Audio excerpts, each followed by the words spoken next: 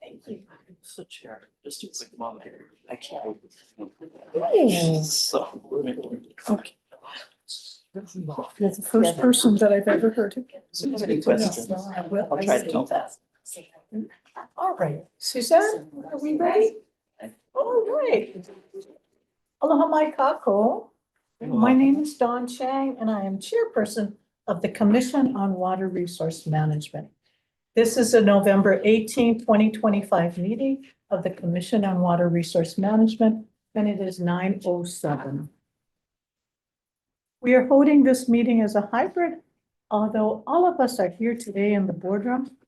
But we are also holding this meeting remotely via Zoom.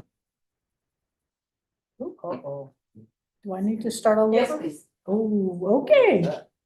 All right, aloha mai kako. My name is Dawn Chang and I am chairperson of the Commission on Water Resource Management. This is November 18, 2025 meeting of the Commission on Water Resource Management, and it is 9:08. We are holding this meeting as a hybrid. All of the water commissioners are in the Kalanimoku boardroom in Honolulu, but we're also holding this meeting via Zoom, and it can be watched live on YouTube.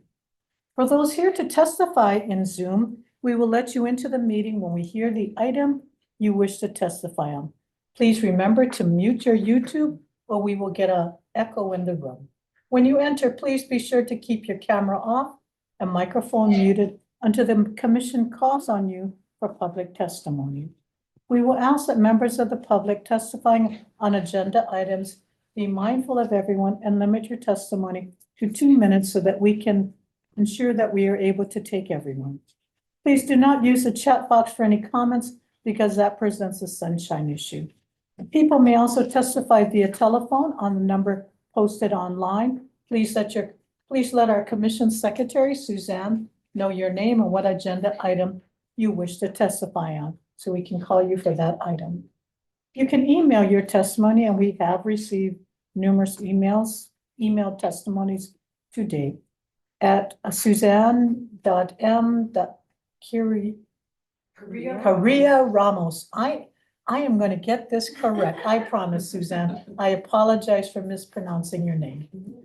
For all meeting participants, I would like to stress the importance of speaking slowly, clearly, and directly into the microphone if you come up to the desk.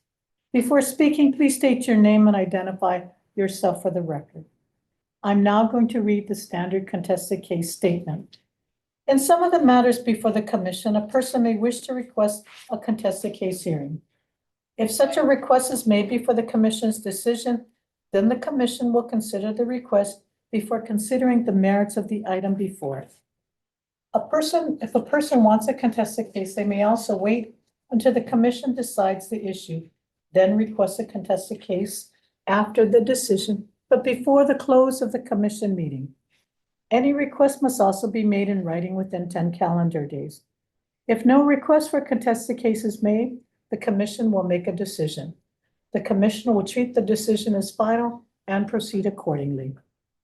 In addition, the commission may go into executive session pursuant to HRS Hawaii Revised Statutes 92-5 subparagraph A4 in order to consult with its attorney on questions and issues pertaining to the commission's powers, duties, privileges, immunities, and liabilities. I am now going to take a roll call of the commissioners. Please state your name, and I'm going to start with Commissioner Ho first. Kathleen Ho, Department of Health. Thank you. Larry? Wayne Katiamo. Don Chang, Chair of the Commission. Aniki Halani Springer, present. Aurora Kagawa Vivian. All of our commissioners are present. Mahalo for being here. I'd also like to introduce Kira Kahahane, who is our water deputy, our board secretary is Suzanne, and our deputy attorney general is Cindy Young. We generally I'm going to move on to the agenda. We generally hear items in the order that they've been agendized unless we've had a request for a move up.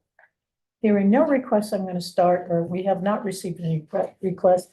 So I'm going to start with the first item. Oh, yes. There was a request to move up C1. C1. Okay. Because we have an action item, I am going to take that action item first. Because we do have a lot of testimony on both items, B1 and C1. So, I'm sorry, I'm not gonna be able to accommodate that request, but we will take it soon after item B1. We have a short agenda, doesn't mean that it will be a short meeting. But we only have 3 items today. So the first item on the agenda is item A1. It's the minutes of July 15th, 2025. Commissioners, do you have any questions regarding the draft of the minutes of July 15th, 2025? It's not I know, did, provided, not yes. on the agenda. I don't think we got a copy of the minutes. There, the, It was a video link. Oh. November 10 video link. yeah, that's what's Oh. provided by the statute. Okay. You know, I apologize. I did not review it because I was looking for a hard copy. So are the other board members, commissioners prepared to take action, or do you want to defer it? Because I'm sorry, I'm gonna defer to those who may have read it or reviewed the video link. I wasn't in attendance, so I enjoyed seeing the video. Did anybody else watch the video? No. So would you mind if we deferred this action? Or do we need to take it? Let me just briefly check HRS and make sure that that's okay. Oh. And I will say, we had the one written testimony that we received as well. But I saw that, but when I reviewed his testimony, this was from, Michael? the No, test- Mr. Frederick. McLean, and, Oh. One at the very beginning, right after the agenda. Yes, and the one that I have in my folder That's for C1. is for C1. I did not get an A1. Was emailed. I had. Yeah, there's also the email. I don't remember what the Sorry. email Let me, may I borrow yours, then? Oh, I apologize, it was emailed, and here it is. okay.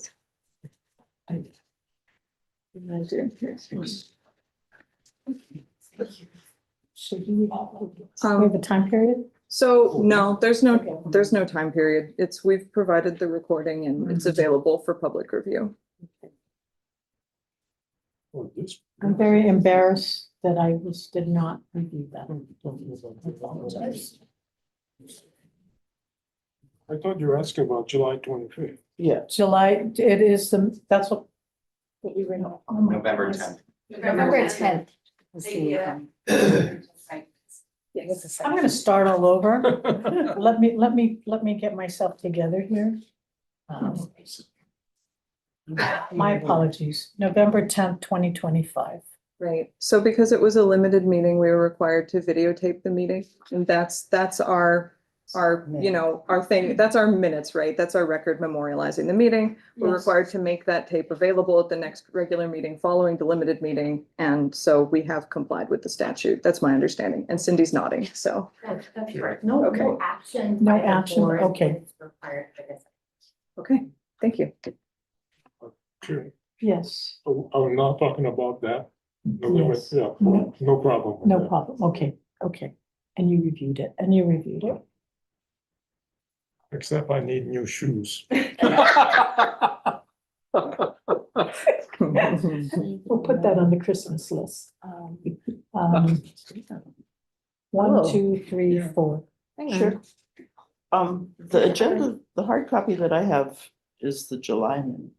See, that's the And one that I have Agenda too. that I have. Oh, That's no. right, that's what I have. What was published, I'm sorry, it was the November 10th. I apologize. Oh, you know why, because I had made yours out before that. Ah. Yes. So, There's no It is action. November 10th, the published agenda does have November 10th, 8 p.m. limited site visit only. The July 15th meeting minutes are not finished. Okay, that's, However- And just for my clarification, I did see it online, but the hard copy that I have here indicates July. Thank you. I apologize for that. And I think I was looking at the audio version.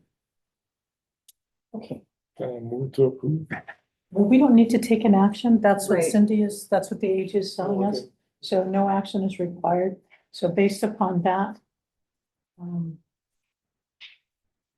we will move on. Sorry. We've got on November 10th. How about the July? That's in November 10th, video Okay. of the site visit. The July 15th is not ready. So I think you and I were probably looking at an earlier draft of the agenda. Yep. And it has subsequently been Okay. revised, but the one that was public distributed and posted on our website, Suzanne, does include the correct date Yes, of November 10th, yes. 2025. Pretend we're starting all over again. We didn't say any of those things. We're a much more organized commission and including the chair. Oh, my goodness gracious. Oh, my goodness gracious. Okay, no action needs to be taken on November 10th. Those who reviewed it are felt it was accurate. It included the fact that Commissioner Miiki shoes were not as, he could use some new shoes. Public test. There Public is test, one testimony. yes, there is. Yes. Mr. Frederick. Okay, Fred, please go ahead. We've also received your written testimony. I apologize for not acknowledging that, but please go ahead. You want to provide oral testimony on A1? Yes, hi everyone. Hello, Chair Chang and members of the commission. Just wanted to say mahalo for coming out. Sorry you all got so drenched. Sorry about your shoes, Commissioner Miike. We can give you some tabis next time. Yeah, I think it was really good from our standpoint, the HEIA partners. Great to have the staff as well from different branches of CWORM come and see HEIA. Regarding the minutes, I did want to just point out one area that I think needs attention just so we can all be on the same page. So in their presentation, the Board of Water Supply said that the Haiku tunnel produces 0.3 MGD and the Haiku well produces 0.3 MGD for a total withdrawal of 0.6 MGD from the watershed. According to, we've been having these quarterly meetings with the commission staff and the Board of Water Supply, and in October of last year, the board reported that the Haiku tunnel was producing 0.3 and the Haiku well was producing 0.6. So a total withdrawal of 0.9 MGD. The neighboring well in Ioleka'a was not being used. So I don't have any notes updating those figures since that time. So I just wanted to draw your attention to that and make sure that we check what those actual withdrawal amounts are. And then if necessary, correct it in the official record of the meeting. I'd also just want to ask the commission to commit to a clear timeline. It was wonderful to have you all out, but we need action on this issue. And so I understand that there are some briefings from the bulkhead study that still need to be done officially before the commission. We have some hydrologic information that we can brief the commission on. And so I would urge that you take up those briefings as soon as possible next year, probably early January is probably the soonest. And then commit to a timeline for actually taking action on HEIA Stream after that. So again, thanks for coming out. Welcome you all to come back individually if you want a more in-depth tour. Happy to set that up. Thank you. Thank you, Fred. I'm going to make two suggestions, kind of in response to your oral testimony. One, I think the video was to capture the site visit. And you've noted perhaps some clarifications on some of the representations made by BWS. Perhaps it might be helpful, because I think the video captured what was said. But based upon, what you've just brought to our attention, it might be helpful if you subsequently sent a letter to Board of Water Supply asking for, the representations made during the site visit were the following, and it's our understanding based upon these quarterly meetings that the withdrawals may be different. And if you do send a letter like that, maybe copy the Water Commission on that, so we have it in our record. Is that something that you could do? Yep, would be happy to do that. That's a great suggestion. Okay. Thank you. I think that would be helpful, because I think the video accurately captured what was said. But given that you have additional information, it would be helpful to clarify that, and we can always add that to the record subsequently, I think, but I think that would be helpful. And then two, there's really no action at this time, Kia, correct me if I'm wrong, for HEIA. But in light of what we saw, in light of the community's concerns, we are awaiting BWS to get their reports. I think they're waiting for something from USGS. That is correct. Aaron understands more of the details than I do, but that is in essence basically correct. So I think, Fred, what might be appropriate is that once BWS gets USGS's reviews or their report, and they submit that to us, perhaps at that point in time, staff can review that, and then we can schedule some kind of follow-up presentation to the Water Commission. That's probably as best of a timeline as I can give you at this time, given that USGS was out on furlough for about 2 months. But, if that's okay. Yep, I think so. I'm not sure if we are. Oh, I guess I'm not sure if the USGS study is required to be submitted before, you guys hear the briefing on the bulkheading study. I think that my understanding of the decision and order from 2021 was that the bulkheading study was the main one that needed to be submitted, and the commission briefed on that before action was taken. But I do think the USGS study will add some to our understanding of the hydrology, and so hopefully they can get that in soon. So I also suspect that in a little while, the Attorney General is going to motion over to me that I'm going far beyond the agenda item being just the approval of the video recording. So I think your comments are well taken. I think staff has heard them. And I think perhaps, so at this point in time, I think that's the only matter before the agenda. So probably me engaging in these additional follow-ups. We'll defer to staff to work with BWS and the community as far as scheduling time before the commission. Okay? Okay. Okay. Thanks. Thank you for your participation and for your diligence in the review. So I'm going to now move on to action item B1, Stream Protection and Management Branch, approval of a stream channel alteration permit application, SCAP 6438.3. Dean. Good morning, Commissioners. Dean Ueno with the Commission's Stream Protection and Management Branch, presenting this submittal. It's actually a resubmittal. We had brought this submittal to you folks earlier in September of this year. And actually it's a resubmittal of an expired permit, which was originally issued back in May 2022. Due to changes in land ownership, the original permit had lapsed or expired. And so here we are bringing the permit back to you for reissuance. Just want to highlight some of the the differences between the two submittals back from September and to this one in November. We included the original submittal back from May 2022 in your exhibits.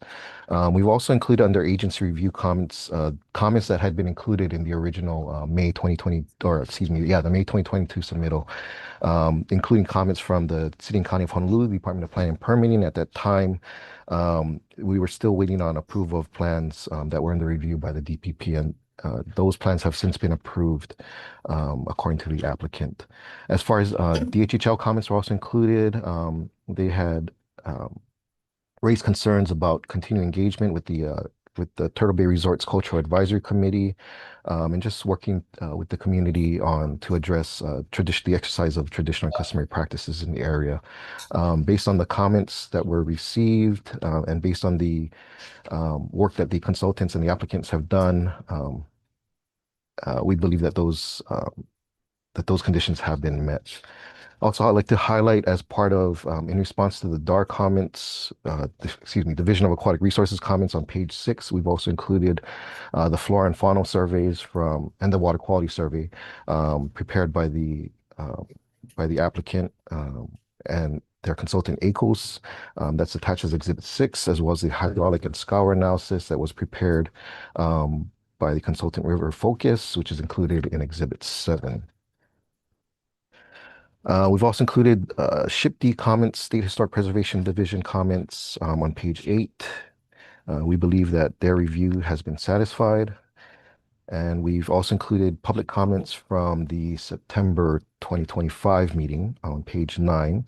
We received 2 comments at the time, one from Sunshine Ekstrom and one from Kupa'akui Lima. Kupa'akui Lima also provided a petition, kind of a signed petition of community members, and that is, believe that should have been forwarded to you. And so that was in response to this current submittal.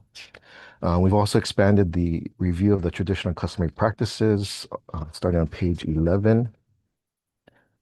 We believe that those conditions have been met as far as addressing the TNC practices of Native Hawaiians. In particular, the September submittal, we inadvertently excluded the environmental assessment analysis, and so that's included on page 14. We've also included links to the 2013 final supplemental environmental impact statement. And so you'll see there on page 16 a list of the links. And so there are some documents in there that further lend support, including the cultural impact assessment, Turtle Bay Resorts cultural approach to what they call their cultural approach to sustainability, kind of like a cultural plan, kind of a management plan. And then lastly is the nearshore marine assessment that was done by Oceanit. So those are all part of the appendices A to E, which are part of the environmental impact statement. With that, unless there are any questions, that concludes staff's presentation. And so let me skip to page 18, where we are recommending approval of this application, stream channel alteration permit application. We are asking for inclusion of the comments from U.S. Fish and Wildlife Service.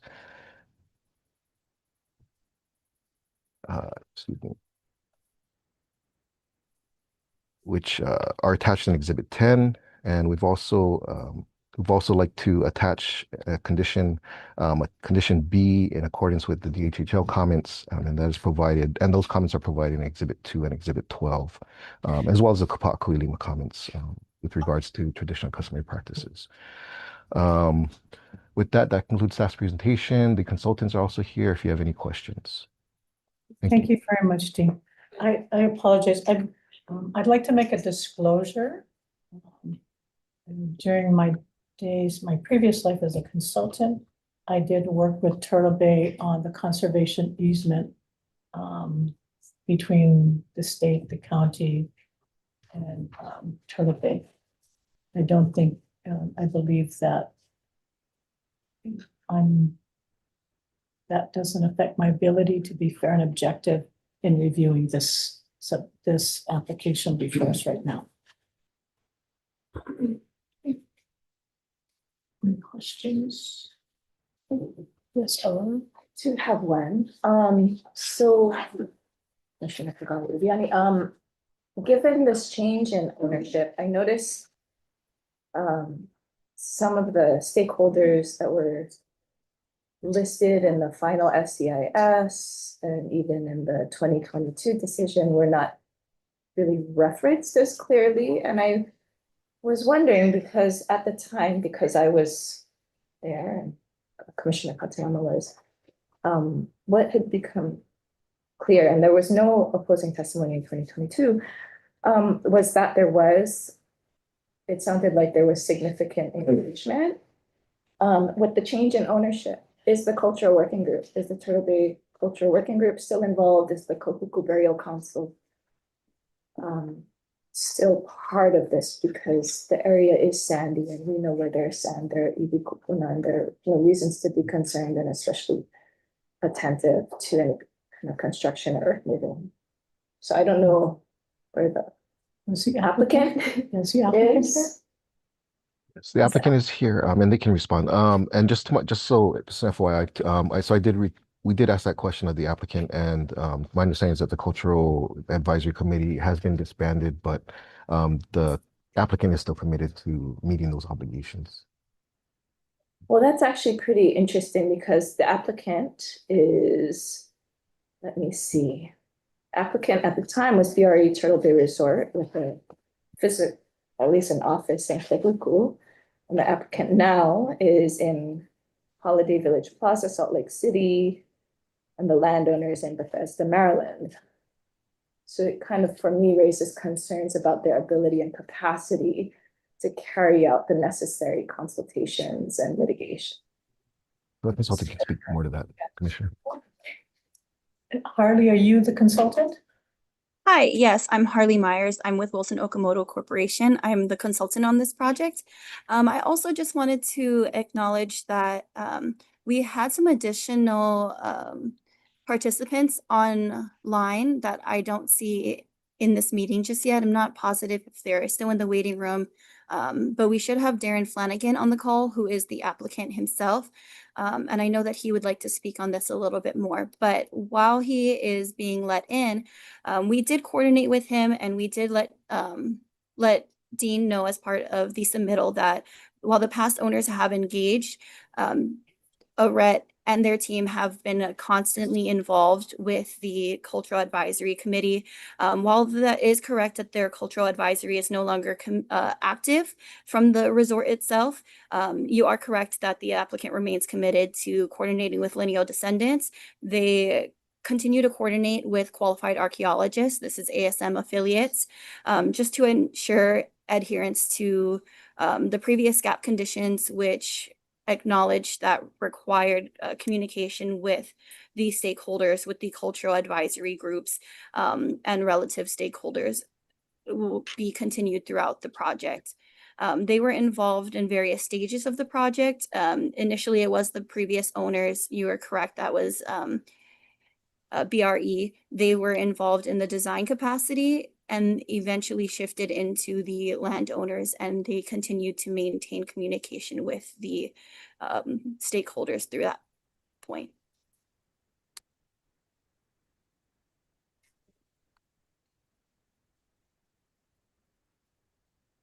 Maybe I'll just say, it's nice that you say that, but what's helpful is that they're present to also verify such statements that they are being used. Sure. As I mentioned, Darren Flanagan is on the call. Darren, just to get you up to speed, I know you were in the waiting room, so you might not have heard the initial comment, but there were some concerns with just the continued coordination with the stakeholders on this, and if you wanted to add any additional comments. Sure. Can you hear me okay? Yes. Okay. Good morning, everyone. Yes, there was previous meetings with the stakeholders that were held discussing the project, which included Kailua East Drive and the proposed precast con span structure. I believe there was, while I wasn't around at the time, I believe there was meetings with the Cultural Committee in June and October of 21, July of 22, and September of 2022. And there was also additional meetings in January 18, I think it was in 2024, and then in May 2024. In addition to that, we've had multiple site tours of the project from a lot of community folks, and we've conducted presentations with the Coalello and neighborhood boards on the project itself as well. We're constantly in contact with folks in the community and lineal descendants from the area. Who are the lineal descendants that you're consulting with? Henry Fong, who is part of the Kahuku Burial Committee, is the main lineal descendant that we consult with.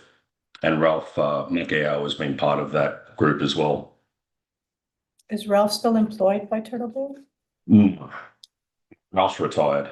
Or you had been there for a while. Have you reviewed the comments that we received from various community members regarding their concerns related to traditional impacts of this project to traditional and customary practices? We have reviewed those comments and are happy to answer those the best we can today, for sure. That would be helpful if you could address their comments. Perhaps, Harley, do we want to start off with the initial request for clarification on the 343, and then we can work through that? Sure. I think there were some comments on the initial 343 trigger, which was resolved as part of the 2013 FSEIS that was completed. In addition to that FSEIS that was completed in 2013, it included a 2012 cultural impact assessment. And I believe that stems from a lot of the comments that were brought apart by some of the stakeholders and lineal descendants that you're referencing right now. One of the comments that we were made aware of from the latest testimony that was provided was regarding the completion of a Kapa'akai analysis. And just to clarify, the project has undergone multiple levels of cultural and environmental review, as Darren had been mentioning, including, again, the 2012 Cultural Impact Assessment and the 2013 FSEIS. Both of these were accepted by the City and County of Honolulu Department of Planning and Permitting and by CWRM under prior permit approvals. On page 4 of the 2012 CIA, it states clearly that the document was prepared in accordance with the Kapa'akai framework as established by the Hawaii Supreme Court. It states that the Kapa'akai, the CIA is in accord with the Kapa'akai, and the framework was designed to ensure that traditional and customary Native Hawaiian rights are preserved. Consistent with the framework, the CIA identifies the traditional and customary practices, evaluates the potential effects, and recommends feasible protection measures. It includes a consultation log documenting outreach to a range of practitioners and landowners, several of whom are unaffiliated with the developer, and several that are a part of the working group at the time. This is our goal to ensure broad community representation. The 2013 FSEIS incorporated those findings and provided mitigation measures for shoreline access easements, public access ways, and long-term stewardship programs that collectively upheld the Kapa'akai analysis requirements. And as Darren mentioned, there is a goal to continuously protect and exercise Native Hawaiian rights within and adjacent to the project area. So, Harley, could you, based upon the cultural impact assessment, could you identify what are the traditional customary practices that exist in this area? It included shoreline access concerns, items So as what were far they as gathering? What were they gathering? Shoreline access for purposes of gathering? What were they gathering? let Because you said a me- lot of words, but for us, it's really important that we identify what those cultural and valued resources are, what the impact of the course. project is to those, because we've had we've had assertions by these public comments, and then we determine what kind of appropriate mitigation. But can you identify what are the cultural value, cultural and natural resources in this area, project area? Oh, I'm sorry, you're on mute. I apologize. I just need to pull up the document.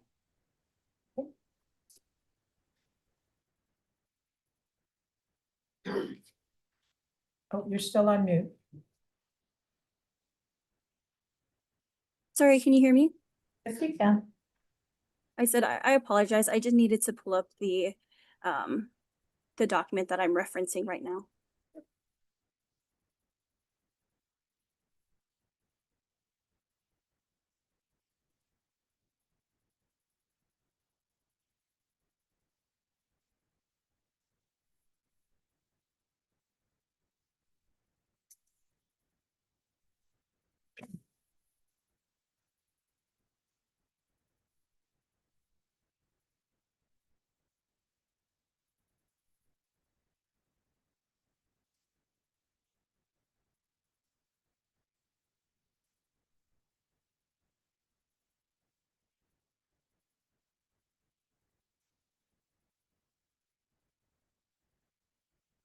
What are we waiting for?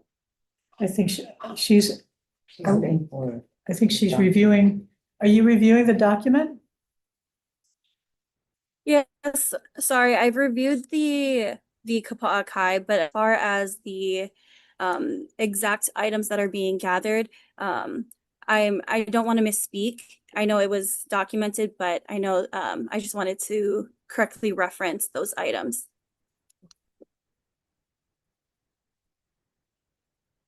Can you point to the page that this Kapa'akai analysis is on? Because I'm not seeing it in the. Sure, the Kapa'akai analysis is a part of the cultural impact assessment that was included as an appendix of the 2013 FSEIS. On page 4, it identifies the Kapa'akai analysis.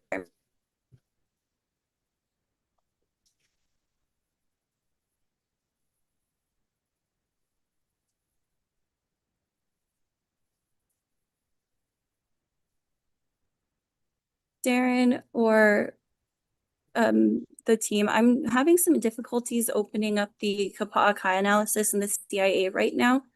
Are you able to reference those and provide an answer? I apologize for the delay. The PDF is not opening on my computer right now.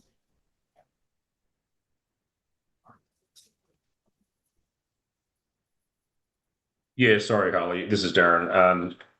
You're correct that, page 4 references the Kapa'akai framework that was utilized in the CIA, and then page 108, I believe, are the marine resources that are referenced as from a gathering perspective. It's part of the CIA. So I think you described the framework accurately, identify the cultural and natural resources, identify the impacts of the project, and identify mitigation. But for us to determine, to meet our constitutional obligation to ensure that the project, that we are preserving and protecting traditional customary practices, we need to know what exactly are the resources, and that is the burden of the applicant. So because assertions have been raised by members of the public, and I think for us to meet our constitutional obligation, we need to be able to confirm that the applicant has met and provided us sufficient information to make that analysis, that assessment. Chair, if I may, Yep. just to kind of help out. So on page 99 of the cultural impact assessment, it does reference the findings of the interview. So out of 16 interviews performed, information from 15 interviews is represented in this report, omitting testimonial information from one individual. From the 13 interviews, a variety of cultural resources in the Turtle Bay Resort property were identified, including a total of 40 species of flora and fauna, as well as pa'akai, sea salt from the Turtle Bay Resort coastline and coastal waters, 32 marine species, including 17 species of fish, 6 crustacean, 1 mollusk, 2 gastropod, 2 sea urchin, and 4 seaweed species were identified. A total of 6 plant species and 2 tree species were identified, collected from inland areas of Turtle Bay Resort. These resources are currently being gathered by an array of Hawaiian cultural practitioners for a variety of traditional activities, including la'au lapa'au, kalai ki'i, lei making, cordage making, and consumption. While none of the informants claimed that any of these cultural resources were the last of their kind or this was the only place to collect them, the majority of those interviewed shared that these resources have drastically declined in their lifetimes and are now found in diminutive numbers.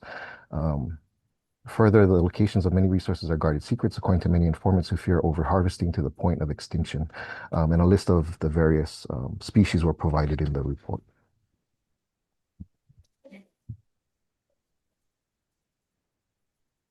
And then Dean, sorry, to add on to that, there was, I believe, also reference to the traditional and customary practices, including fishing, limu, salt gathering, shoreline recreation, were part of that as well.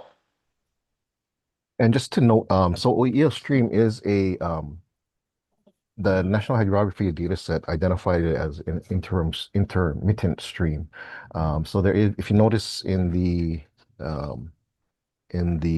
ECO survey that was provided in Exhibit 6. So it is a tidally influenced waterway. I believe they defined it as a brackish estuarine environment. There is a culvert on the beach side, which is typically blocked off with a sand berm through much of the year.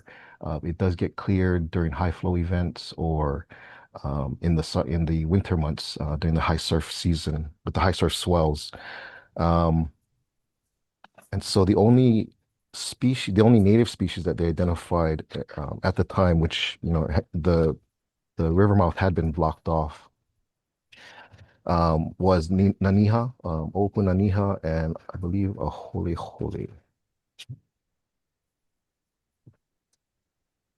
So the report also did note that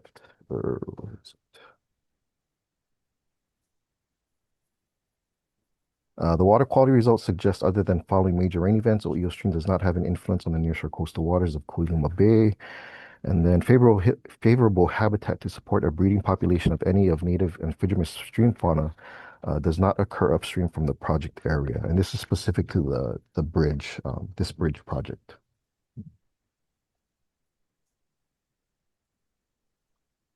To me, the issue is, how is the project going to change the status quo? We talk about all these resources that might or might not be there, but how is that going to be affected by the project? I do notice that there are several people on Zoom, and there might be some in the room here. And perhaps some of them may actually be families from that area who could address that question. How are your traditional customary practices being impacted by this proposed project? So I guess what I'm going to suggest is that we take the public comments and then the board consider those comments specifically in light of Commissioner Meiki's question about how does this project impact those traditional customary practices. So with that, is there any other question before the dean or the landowner before I take those public comments? Sure. Yes. The name of the site begs at least a mention of the OEO, that the fishery, the presence of that species, and the connectivity to the stream waters that would have supported the fishery. Well, I appreciate the inclusion of the Nohopapa study. It's not limited or specific to OEO, although it is mentioned among their suite of the Ko'olauloa lands. So I wonder if when we have place names that are so specific to the link in this case, between the stream and the fishery, if we would at least see a mention of it. Thank you. No, that's a very good point. And perhaps maybe someone, one of the those who are providing comments may want to address that as well. So is there anybody in the boardroom here that wants to make a comment on item B1 before I take Zoom comments? Okay, seeing none, I'm going to take the Zoom comments. Do we have an order, Susanna? Several of these folks have not identified themselves or previously notified us. Oh, okay. I see one person. Brent is here for B1. Oh, these others are here for C1. Is there anybody here? Brent, I see that you've identified yourself for B1. Did you want to provide a comment? Are you the consultant? Yes, sorry, Brett Kuomo. I'm with Wilson Okamoto. I'm the consultant also. Okay, okay. Is there anybody on Zoom that's here for item B1? Okay, seeing none. Okay, maybe there isn't any. Okay, There's no one else in the waiting room. So. nobody else in the waiting room. So, all right.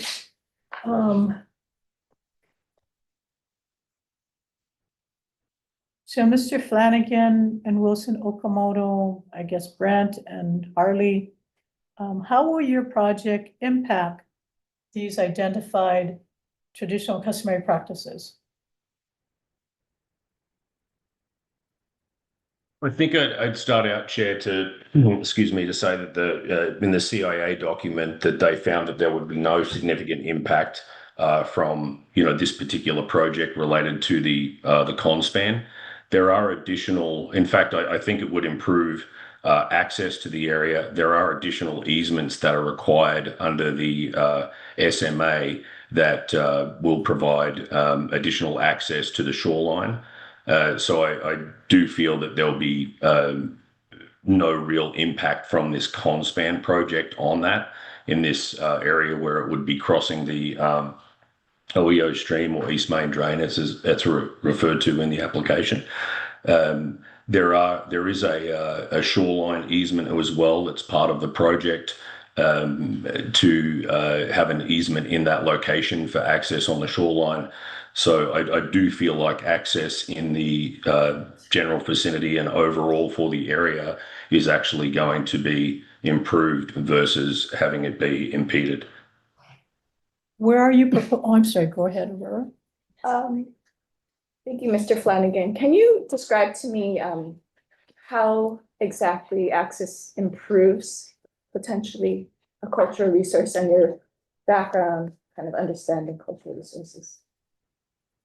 I think with the addition of the parking and the Kailua Drive and the parking that's a requirement in that vicinity there, it'll actually improve access to get to the area. Currently, we actually talked to a few fishermen that come into the area and they have to kind of lug a cart from the hotel parking lot all the way along the shoreline to the Keiki Pond location.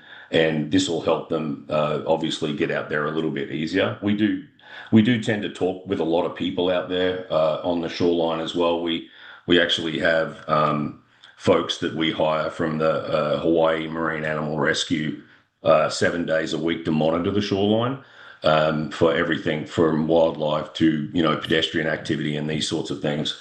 And so we tend to keep some good data on that, and we always like to go and talk to people and chat with them about these sorts of things. So really, it seems like fishing is the one item that is pretty consistent as far as practices of fishing and so on in the area. So I do believe the access to the Lot 14 parking area is going to help that. I'll just say up front, I know we're focused on water, but this concerns me because if you know much about fishing, actually access usually this becomes a problem. I will stop there, but Okay. yeah, thank you. Hannah? Thank you. Note the references to the 2013 cultural impact assessment. 12 years have passed. since then. And thinking on an application of Kapa'akaioka Aina has matured since then. So I appreciate your questions as to the specificity of those practices that are identified rather than these general statements of consultation and chatting with folks. And if they could be made more readily available. Thank you. Larry, I have to say what I've said in the past is that we should be looking at the project and the impact of the project. Mhm. And we seem to be wandering off about different things not directly related to the project. So I don't want us to get into an area which I think, remember that thing about that little bridge in that dry area up in Big Island? I don't want us to go under so far away from the project that says that these things are related directly to the project. So issues of access, I think it's laudable that the applicant is doing that. But to me, the question is this project affecting the shoreline negatively or positively or whatever versus the status quo and the stream, et cetera? And I'd like us to stay focused on those issues. I appreciate that, Larry.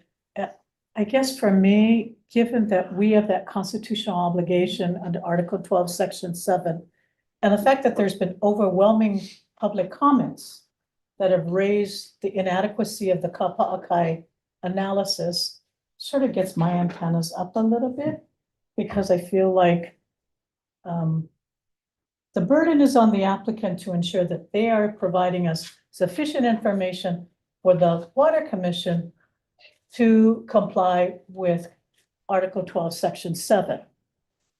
And when the community raises questions about the protection of traditional customary practices, and the applicant has acknowledged that they no longer have an advisory council, that because there's no doubt there's been tremendous amount of community tension around the building of Turtle Bay for many years. So I am trying to ensure that this is not a question of whether we support Turtle Bay development or not. I do believe the question is, it's this proposed permit that's before us. So I am trying to distinguish between, are the public comments, are they concerns about, are they just opposing the project as a whole? Or two, they've raised questions about that this project will impact their traditional customary practices. And maybe they're all working, but I noticed none of them are here today, but they have submitted testimony. So I'm kind of struggling with this. There seems to be a disconnect, Mr.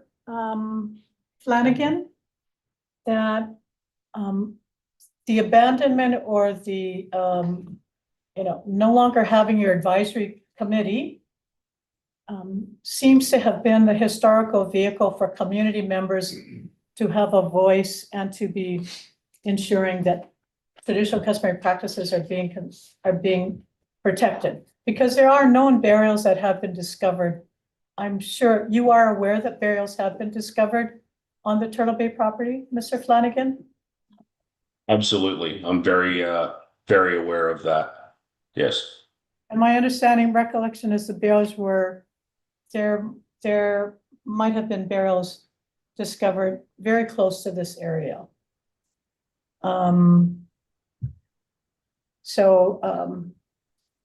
Yeah, go ahead.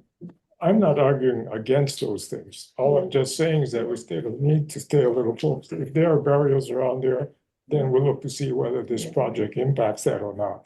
I just don't want us to lose sight of the fact that we're dealing with a project and the impact of the project. And to me, the question is it going to change the status quo negatively or not? And the status quo. I'm not arguing about which things it might impact on. I'm just saying that let's stay a little focused on the problem. Okay, Kathy, and then I'll take our, go ahead, Kathy. Oh, I think someone was gonna respond to that. Online, no? Oh, sorry. This is Darren Flanagan again. I'm just wondering if Harley, I know we've got some.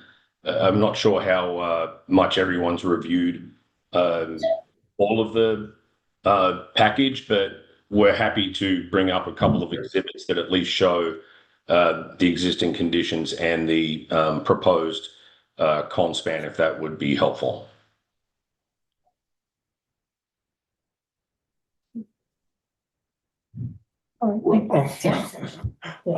Before you say, I'm not, all I'm saying is that that's what we should be focused on.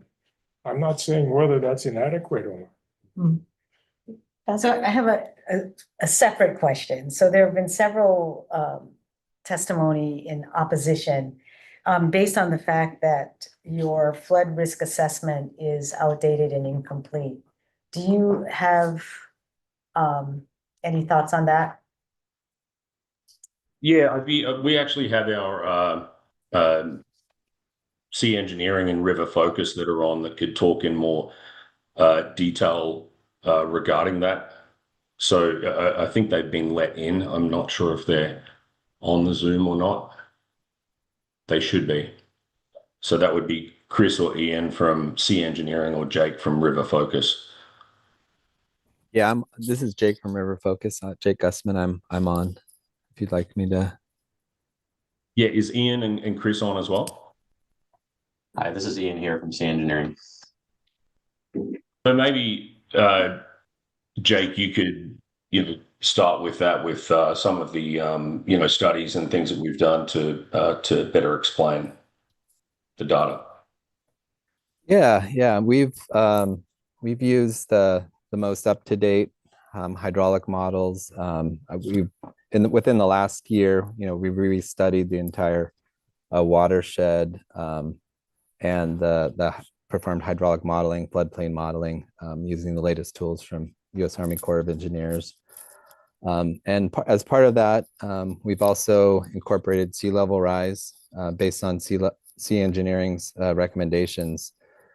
We've looked at multiple scenarios, including the highest one being a high tide condition combined with 6 feet of sea level rise at the downstream end. And what we found is that there is minimal impact upstream of that coastal berm and the pipe culverts. We're seeing less than 2 inches of any impact in that most extreme tidal condition with sea level rise at the Kailua Drive East crossing. And that's really because that downstream berm and the limited capacity of the downstream pipe culverts are causing flow to back up on the upstream side of the berm. So that's really controlling the hydraulics in the area. And so the sea level rise is not causing any significant increase upstream of the berm. So just wanted to share some of those results. Question. Did you simulate the 100-year flood with a storm surge and sea level rise? Yeah, we have the 100-year. It's the 100-year flow coming down, and I can, if we want to show any results, I can share my screen. But yeah, that we combined those two, so it's kind of the worst case scenario in terms of a high tide with sea level rise with the 100-year flood coming down. How do you account for? Did you account for the karst geology of the region? Yeah, all of that is part of the hydrology in terms of what flow that we would see coming down. So we take the watershed characteristics, we have the soil types and vegetation, that all gets put into the hydrologic modeling. Then we also have stream gauge data from USGS that's used to calibrate the hydrology models.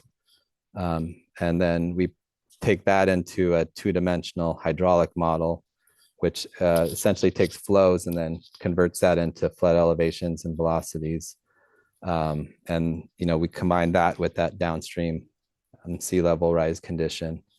And so we have a comprehensive model of the entire system with all crossings, bridges, and culverts put into the model. So we have using detailed survey data and detailed LiDAR for the area. So we have really good ground elevations to help determine what our flood elevations would be. So it's really the latest tools, the latest data, a comprehensive model that takes into account sea level rise. Maybe this is for Dean, is that analysis included in our documentation? Only as far as by reference. Okay.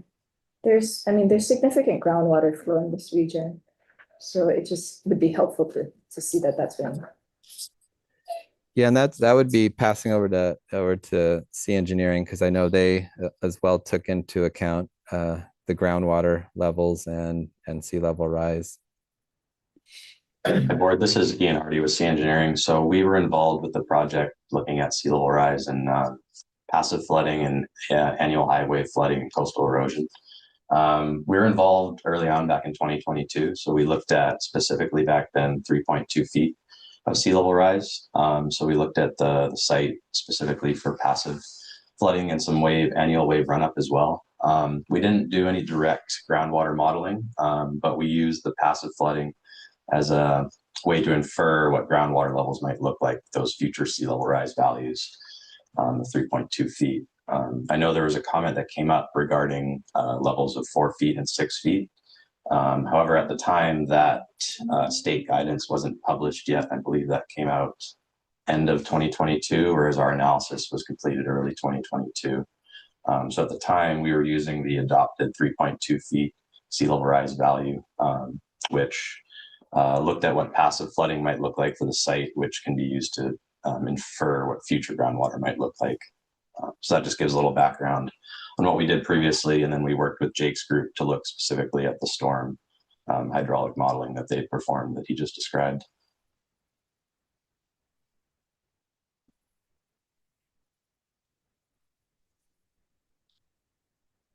So, can I ask a question about the scope of the environmental document? I mean, let me ask you a question. What happens if this culvert is not built? What happens to your development project? We would have no way to access the property. To access the property? Yeah, RR3, which is the adjacent property, as part of the settlement agreements. There were the 3 development parcels, and currently with the approved permits we have, we're doing the RR3 phase, which is the first phase, which would cross the East Main Drain OEO stream. So it's getting the access across the stream to the project, which is part of the Kaialulu East Drive, which was referenced in all of the community meetings and also the SMA and the UA as well. Okay, so I guess that's part of that's a, and maybe your Wilson Okamoto can answer this. So, and because we're not party to your settlement agreement, so I'm not really clear on what the settlement agreement is on. But I'm looking at a map, figure 1, which shows where the OEO stream is, and adjacent to that is the proposed hotel. So is this culvert a necessary component? Are you the developer of the hotel and the surrounding parcels? Yeah, sorry, Chair. I'm just looking at the figure. Which figure were you referencing? I'm looking at figure 1, location Lot of 15. lot 15. Yeah, Brent, do you maybe bring that up so we can all see it? Are you able to do that? Or what? I can try. Okay, somebody will try to do that. Because Okay, yeah. I am trying to determine whether the scope of the environmental document here, because there's no reference of a hotel or a development in here. And this culvert seems to be a necessary component of your overall development. Yes, okay, that one. So, are you the developer of the adjoining parcels? Yeah, so as you see there, I'll have to zoom in a little bit. Unfortunately, I'm 50 at the weekend. My eyesight's just starting to play tricks on me. But you can see lot 13 and lot 15 are the two parcels that Arate has as development parcels. And lot 15 in that area there on lot 15 is currently under construction. So there's grading and vertical starting in that area. And the Kailulu East Drive has started construction as well. And where the project location is indicated there, that's where the Conspan in, which is a precast structure that I believe is 20. And correct me if I'm wrong, Brett. I don't want to say this incorrectly, but I think it's 26 or 28 feet. The sections, they come in sections, and you can kind of see that there where it says project location. So they're precast pieces that just sit together to cross the drain. I guess so. My question is, was there an overall EIS prepared for your entire development? Mm-hmm.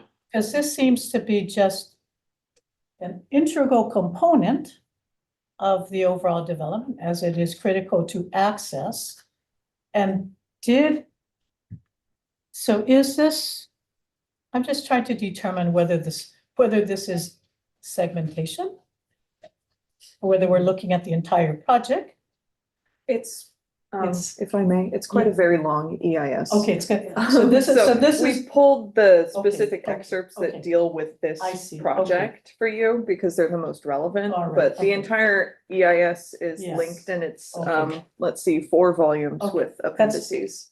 thank you for clarifying that. Yeah, Yes, was the access and the road to those parcels and the developments and units and those sorts of things are referenced in the FSEIS. Okay, thank you. And when was that EIS completed? When was that completed? 2013, I believe, 2013. Go ahead, Wayne. I think what would be 15. very helpful for this group is to put things in context, because what we're trying to do is look at the relevance of today's application under the new ownership versus what was submitted back over 10 years ago under a different set of, I would assume, vision. So if you could help us in what's different in the new vision versus what was submitted in the original EIS and the original development plans. And that would, I think, put things in context that we're trying to grapple around. How are things, is it more intense development? Is it a different development scheme? Your vision in buying this property or project, how is it different from the original ownership? And that would help put in context, I think, what a lot of us are trying to connect the dots with.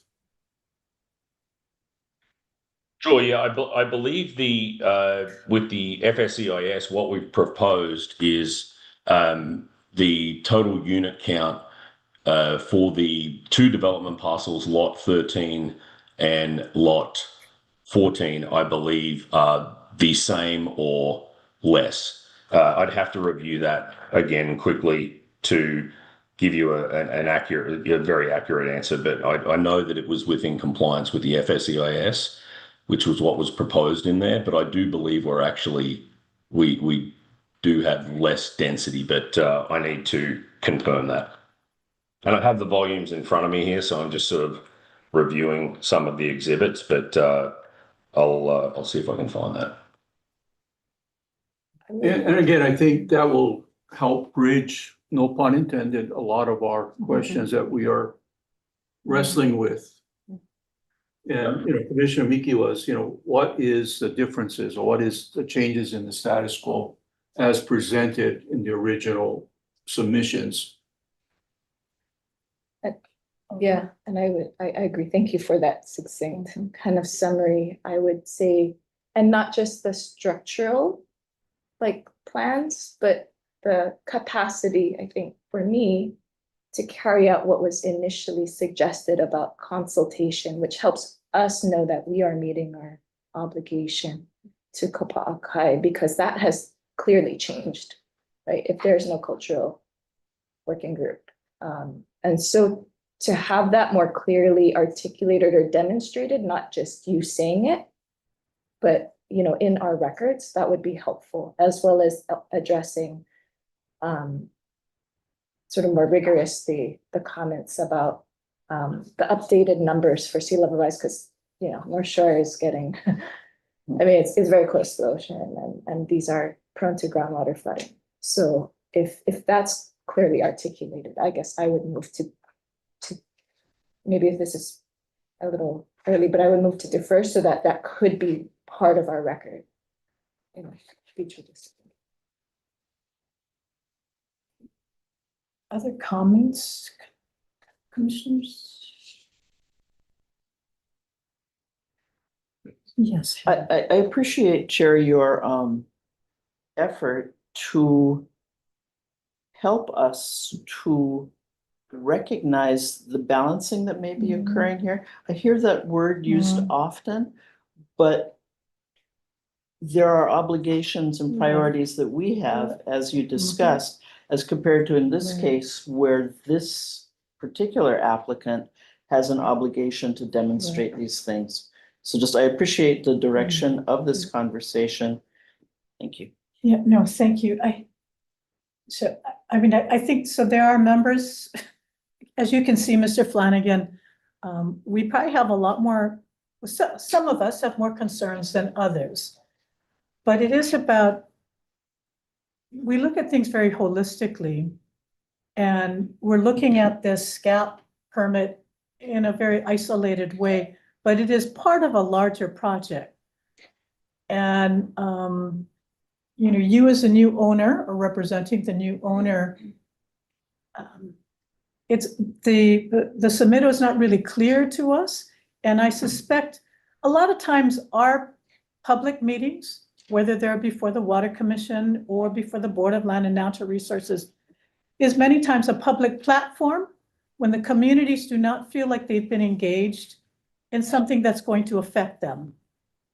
And I think that's what that's the comments that I'm receiving here, is that they don't feel like there's been some changes to the project.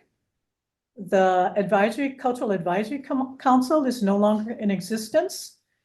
And I think communities are just, lack of better words, scared and concerned. And I do feel uncomfortable.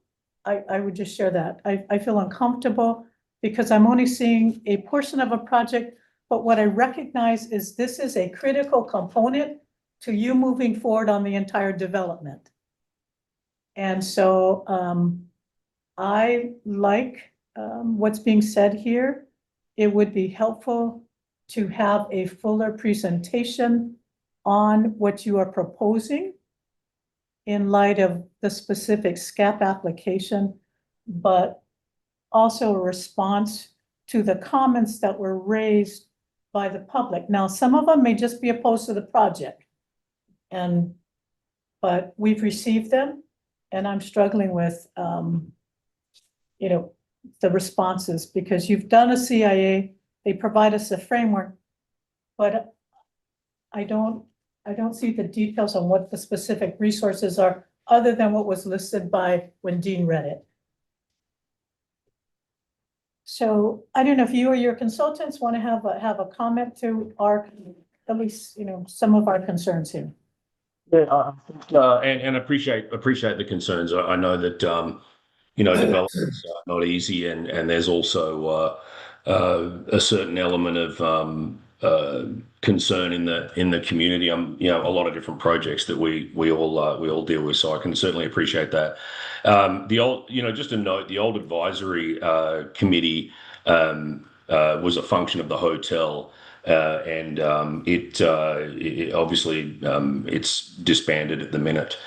We did have consultations with them up until 2024, and we've had extensive consultations in the community.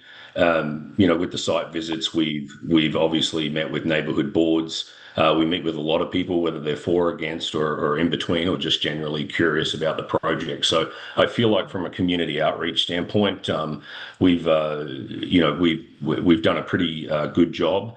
Maybe we could have done a better job today, explaining that and perhaps in more detail. We really, we're doing a lot of work out there environmentally. I think, just a couple things of note.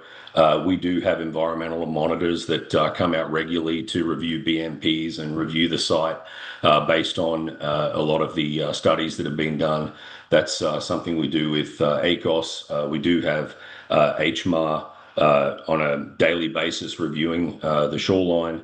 We're currently completed our first phase of the shoreline restoration project, which has been really exciting. We are all very passionate about that. As far as the overall size of the project, I was just going through that a little bit here. There was a 695 unit count was in the original SMA for RR3, and that's down to 100. So it is significantly lower than what was previously suggested. So ultimately, if there's a feeling that we could probably succinctly put this together a little better for you, we're happy to do so. We are just a note, nothing has changed in the design from what was previously approved. This is the same precast structure that's going across the drain and the stream. And so, we haven't made any alterations to that. If there's any sort of, timeline information or things of that nature that would be helpful, we're happy to consolidate that and put that together.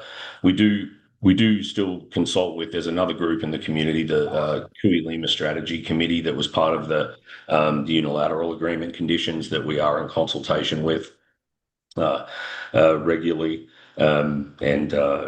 Outside of that, I think we've got the CIA document, the FSEIS, that references the previous project where, a smaller unit count from that project.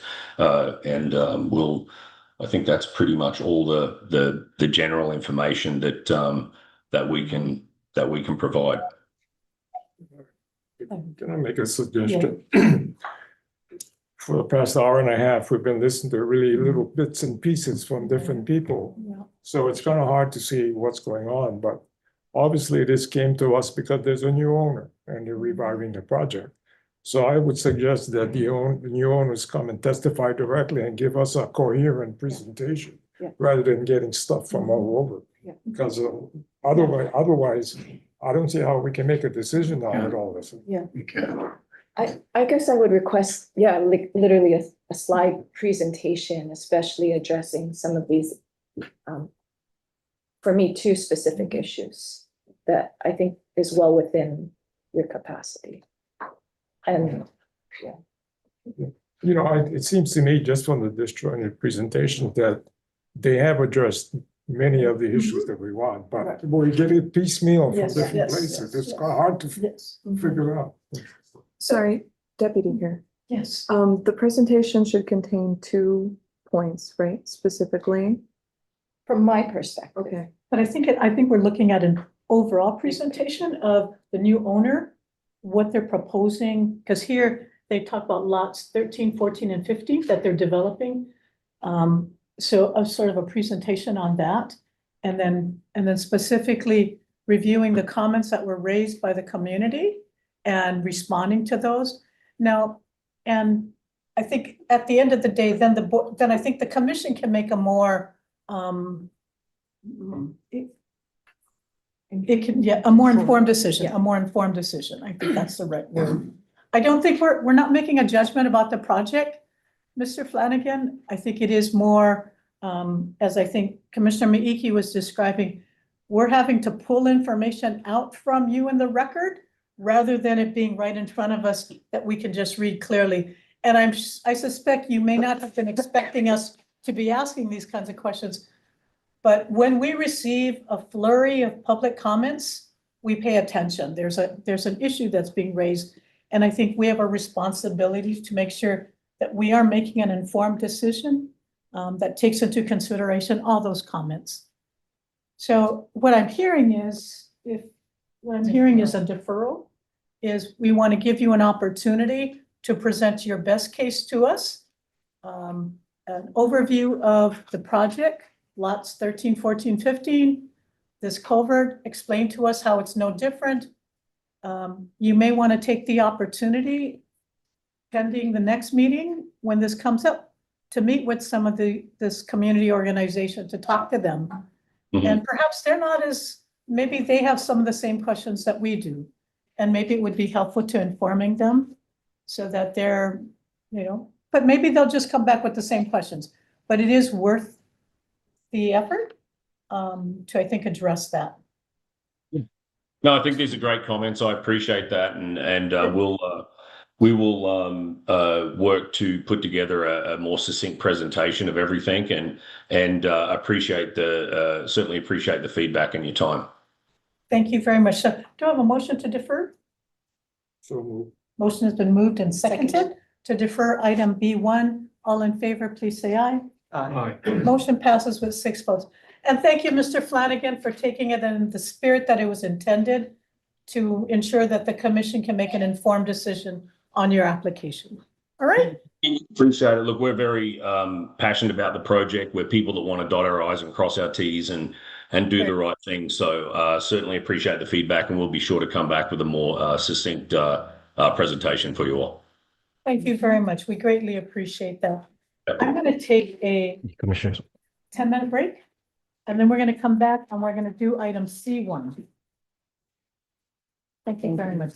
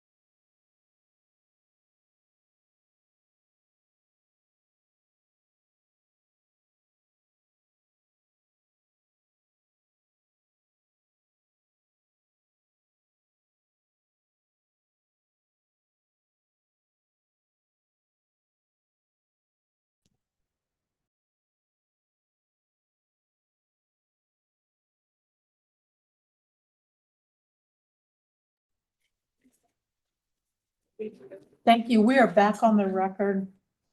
I was reminded that I need to correct the record. I misspoke. The last vote we had, it was 7 in favor of the deferral, not 6. Six. Two. Six. 1, or 2, seven. 3, 4. Six, not It was the other way around. It was actually 6, not Oh, 7. right. Well, there's 6 of No, us. no, no, you did say 6. You did say 6. We're still waiting for the seven. You see, so what? Don't make me doubt myself. I'm really doubting myself. It started off being a hard day. Okay, with that being said. Halloween's done. No more trick or treating. Well, the least Move they on could to do. Thanksgiving. They should at least bring some snacks. Okay, let's go back and we're now taking item C1. Tara, and Aaron, please go ahead and present your summary of existing water use permit applications for major public and private water systems in Lahaina surface and groundwater management areas, Lahaina Aquifer Sector, Maui. And I do know we have people on Zoom, but please proceed with your presentation. Aloha. Aloha. I am Deputy Director Kira Kahahane. With me today is Dr. Aaron Strauk, Stream Protection and Management Branch, both of us from Seaworm. First, some context. So this is something that we've been working on since April.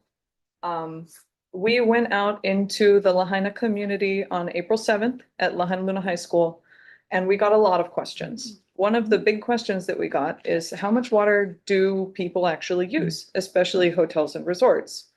And it's a difficult question to answer for a lot of reasons that we're going to get into today. We met at this commission itself convened on April 28th, also in Lahaina. And at that time, Commissioner Springer requested sort of a water budget, like an accounting. Where is the water going? What's it being used for? And how much do we have? And while I don't think that this, I'm not sure that this is as comprehensive as what was requested or desired at the April 28th meeting or by the Lahaina community on April 7th. But I assure you, we did do our best. And I think we've captured most of the water use in West Maui and at least have a general idea of the end uses that it's going to. And every time I come back to this report, I think of a new way to look at it. So I'm excited that this is out in the public and media, and Commissioner Kagawa Viviani's students and everyone else can examine this data in their own way and might come up with observations that might not have occurred to us as staff. So first of all, some context for this report and overview is this summarizes existing water use permit applications that were filed by the large water system operators in Lahaina.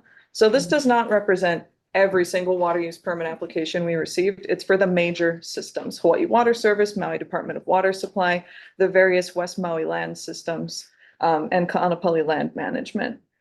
It's a first look at the applications, and this analysis is only as good as the data that it was based on. And those data came from the applications themselves. So it's not intended to be a verification of the data in the applications. It's not intended to present this as if it's gospel truth. But it is what was given to us by the applicants themselves. And so some of the high level takeaways are that there's a lot of single family dwelling meter use that is in excess of 1,000 or even 2,000 gallons of water a day, according to the applications at least.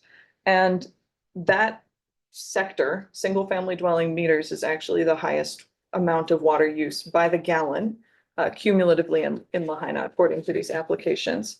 But the second one is hotels and resorts and things of the like. So with that, I will let Aaron get into how the actual analysis was done and go through some of these findings step by step with you through his presentation. And I just want to remind everyone, this is not an action item. This is really a report from the deputy director. Okay, go ahead, Aaron. Morning, Commissioners. Morning. Aaron Strauk with the Stream Protection Management Branch. This work represents an collaborative effort across multiple staff.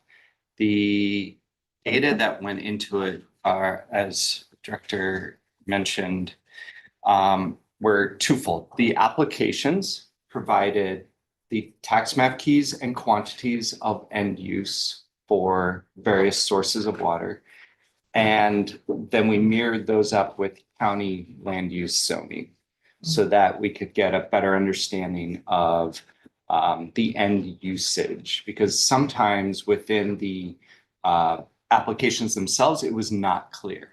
So the applicants would provide a list of meters, for example, and then we would try and find where that meter was located, and the end use was not what would be expected based on the meter classification, or vice versa. If we looked at the land use and we looked at the meter, they were not in agreement.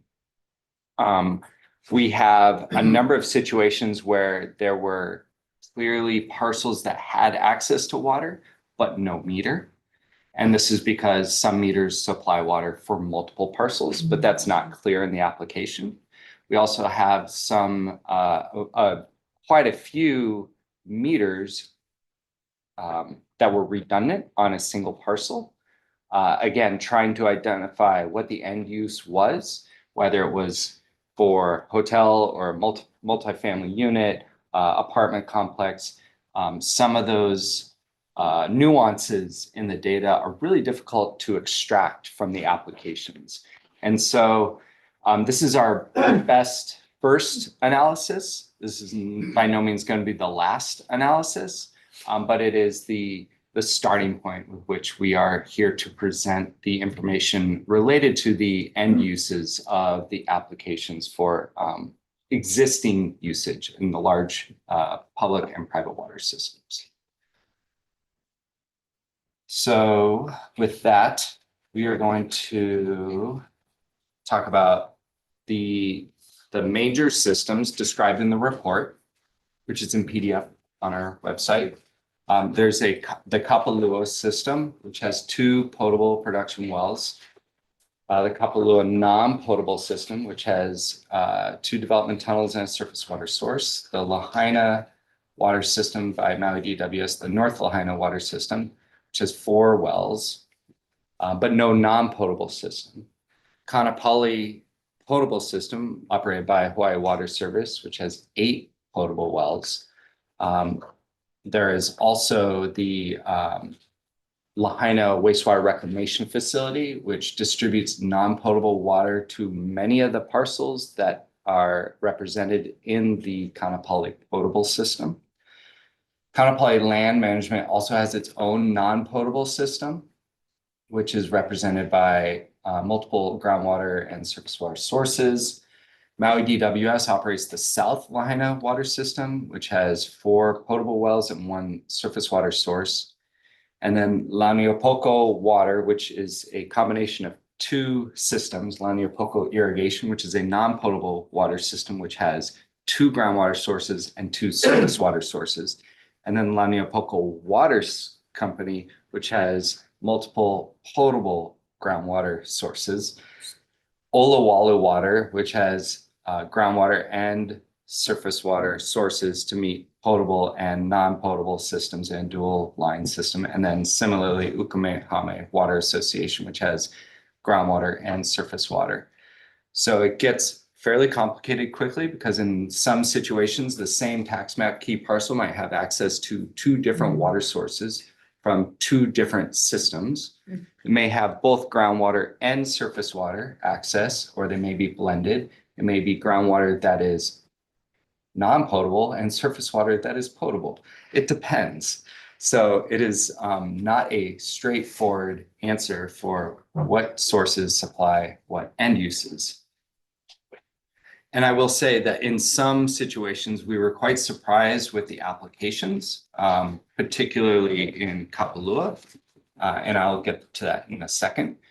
This is a generalized map of the groundwater sources and surface water sources across the Lahaina aquifer sector. It does not include the wastewater reclamation facility.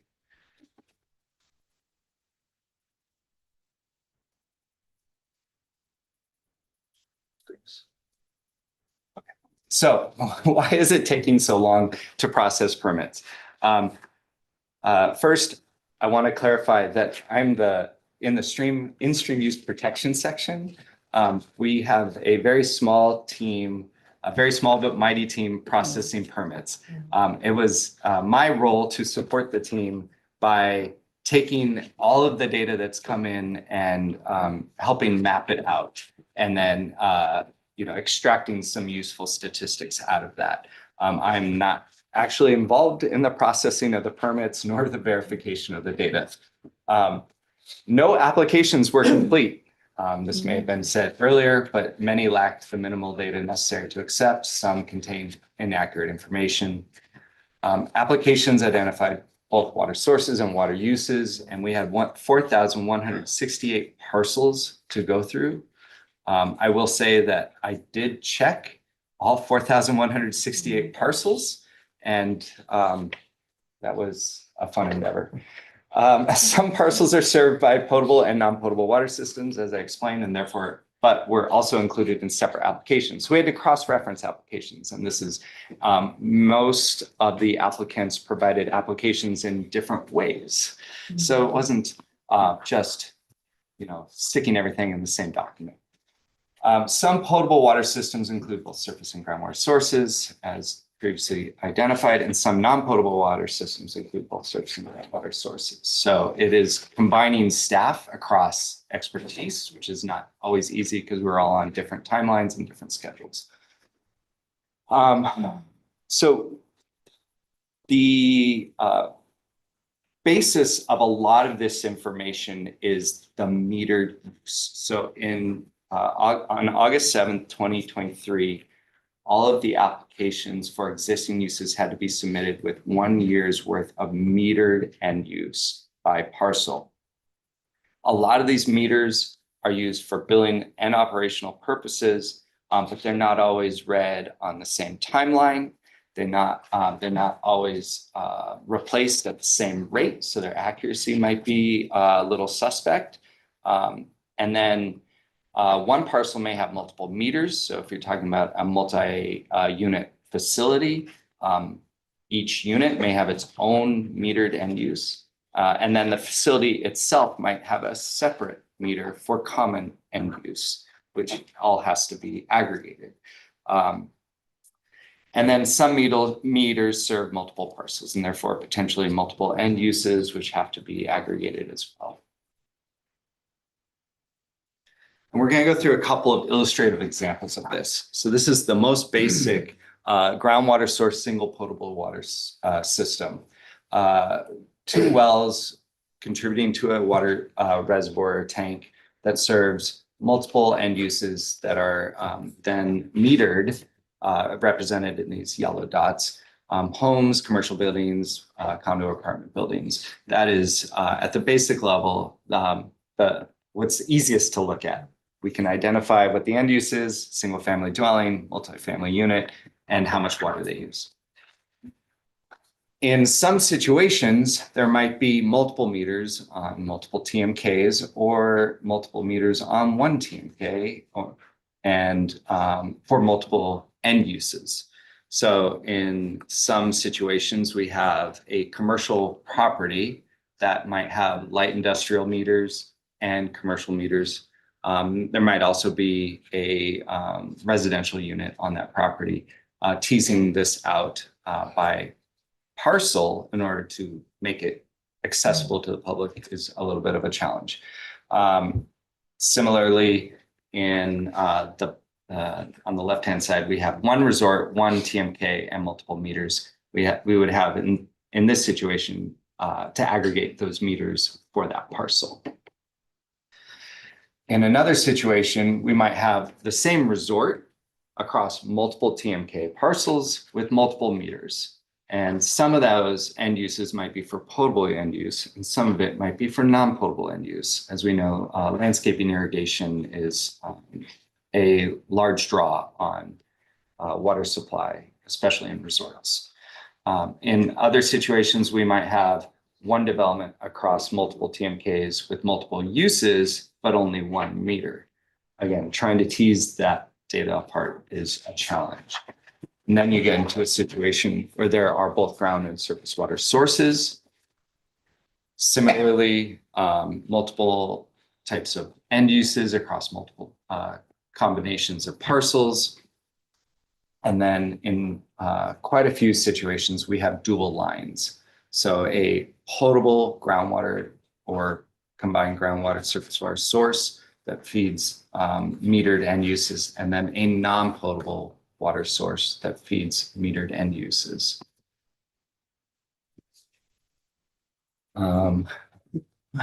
In this situation, there is a groundwater source that also feeds non-potable end uses. So just teasing things apart by source, whether it's surface water or groundwater, is again, not a straightforward endeavor. And then in the Kaanapali Resort Development Area, there is access to wastewater processed into R1 from the Lahaina Wastewater Reclamation Facility, which feeds multiple end uses as well. So what is the purpose of this presentation? It is to provide context for future commission decisions, provide information to the public on existing uses of water as detailed in the water use permit applications received by the commission, to highlight water use concerns and identify issues that require direction from the commission. What this presentation is not: an acceptance of existing use permit applications that will be made separately by the permit reviewers. It is not a verification of existing uses. We know that many of these existing uses on paper are not what's happening in real life. It's not a judgment, though, on existing use permit applications. There might be inconsistencies or errors that the applicant did not know about. And then it is not all existing water use permit applications as described. Much of the smaller applications are none of the smaller applications are included in this report. This is the large water system, public and private water system application. Aaron, can you give me what is what's not included? Is it the Kala farmers? Yep, Kala farmers, individual domestic wells, for example. Much of those small private end uses or sources are not included. Do we have a percentage? Is that 5-10%? Is that? Do you have an idea, or hard to tell? No, it's much higher Much higher, percentage yeah. of the Okay. permits, Okay. much smaller percentage of the That total was- water. That's what I was thinking. Okay. So this is I will call it service area, but these are the parcels identified by water system that that were provided for within the applications, and the color codes are by the system. So Kapalua is in yellow, Maui DWS North Lahaina is in orange, Kaanapali Hawaii Water Service is in maroon, Kaanapali Land Management's non-potable system is in green, Maui DWS South Lahaina system is in light blue, the Launiopoko system is in pinkish. The Olawalu water system is in a slightly darker shade of blue, and the Ukumehame system is in dark blue. Just to give you a sense of the geographic distribution of the parcels that are being applied for. And then this is a depiction of the total water use by parcel, both surface and groundwater sources, potable and non-potable use, excluding R1, for the entire aquifer sector. So we combined multiple meters if they existed per parcel. We combined potable and non-potable metered use if it existed per parcel, and lumped them together for that parcel to represent total water use. And this is in gallons per day. The range is from 0 to 1.4 million gallons per day. Obviously, this does not take into consideration parcel size. So many larger parcels are going to be expected to use more water just because they have more landscaping. Many parcels have multiple units, and therefore they are going to expect to have more water use. We can look at water use by per acre. So we take the taxable acreage that's based on the Maui County Tax Map Key database, and we take the daily water use and divide it by the acreage, and you get these quantities. And then we can take the total number of units. So in parcels that have 2 buildings, like a home and an accessory dwelling unit, or a parcel that has a resort that has multiple units, the number of rooms, for example, or an apartment complex that has a number of units. This is all based on publicly available information from the county and or what is listed on the resort development's own website. These numbers are not verified by the actual applicants, and we would love for them to provide us with that information if it were possible. But this is what was accessible via public database at the moment. So we took the total water use per parcel and divided by the number of units per parcel, and you get water use by unit. Again, in a home that has, or a parcel that has 2 homes built on it, it would be 2 units. So we went, again, parcel by parcel and identified how many units were in each parcel. But this is from publicly accessible information available. We then looked at main end uses. So the primary main end uses were resorts and homes as large categories. A lot of homes are built on land zoned agriculture by the county of Maui. We went through and looked at the actual agriculture being done on each of those parcels. And for the vast majority of them, we reclassified them as residential single-family dwellings. Most of these agriculturally zoned parcels have access to dual water systems. So they have both potable and non-potable water sources. And some of them, because the lots are so large, they have multiple buildings on them. So they might have a primary residence and an accessory dwelling unit. And so that was taken into consideration. But this is the number of color-coded parcels with single-family dwelling meters right here.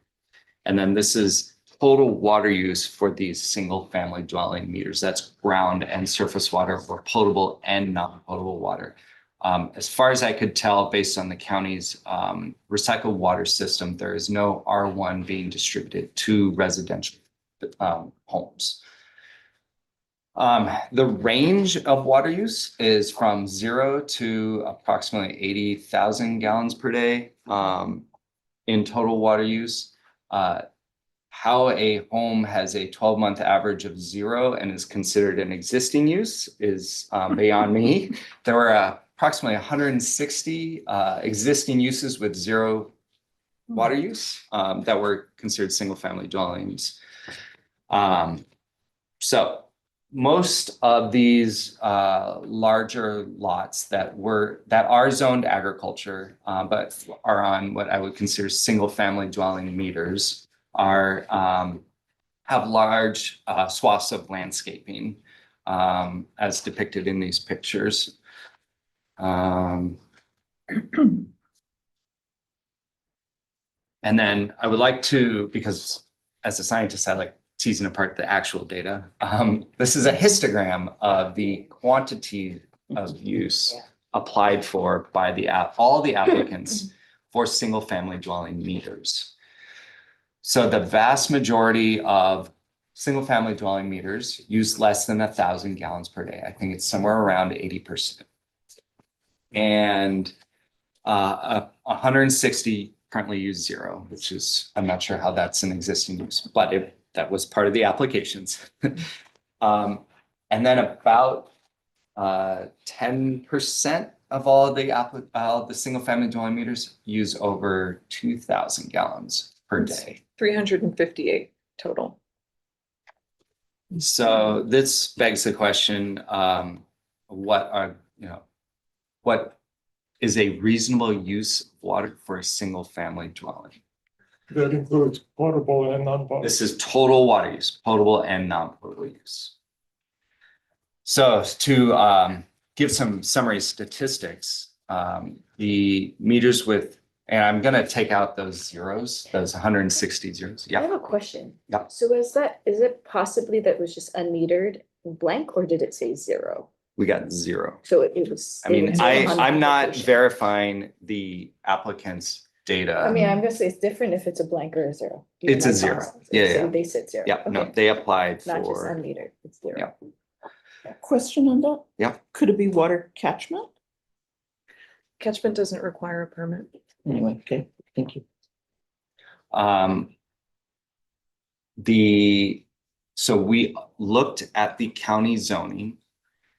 And within the county tax map key database, they have owner occupied and non-owner occupied designations for tax purposes.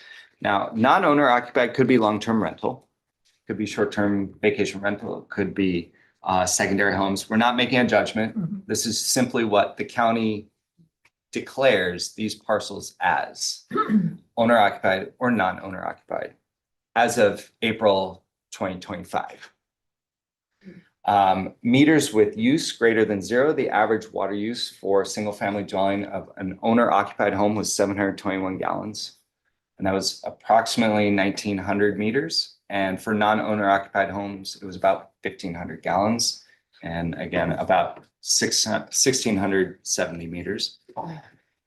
In agriculturally zoned parcels, if we looked at single family dwelling meters, again, owner occupied homes, the average was about 600 gallons per day. Non-owner occupied homes, about 2,700 gallons per day. And this is likely because there's much more land to irrigate. And then A1 and A2 apartment zoned meters in those zones, the owner occupied water use was about 600 gallons per day, similar to agriculturally zoned owner occupied homes. And then non-owner occupied homes, similarly, the rate was about 2,800 gallons per day.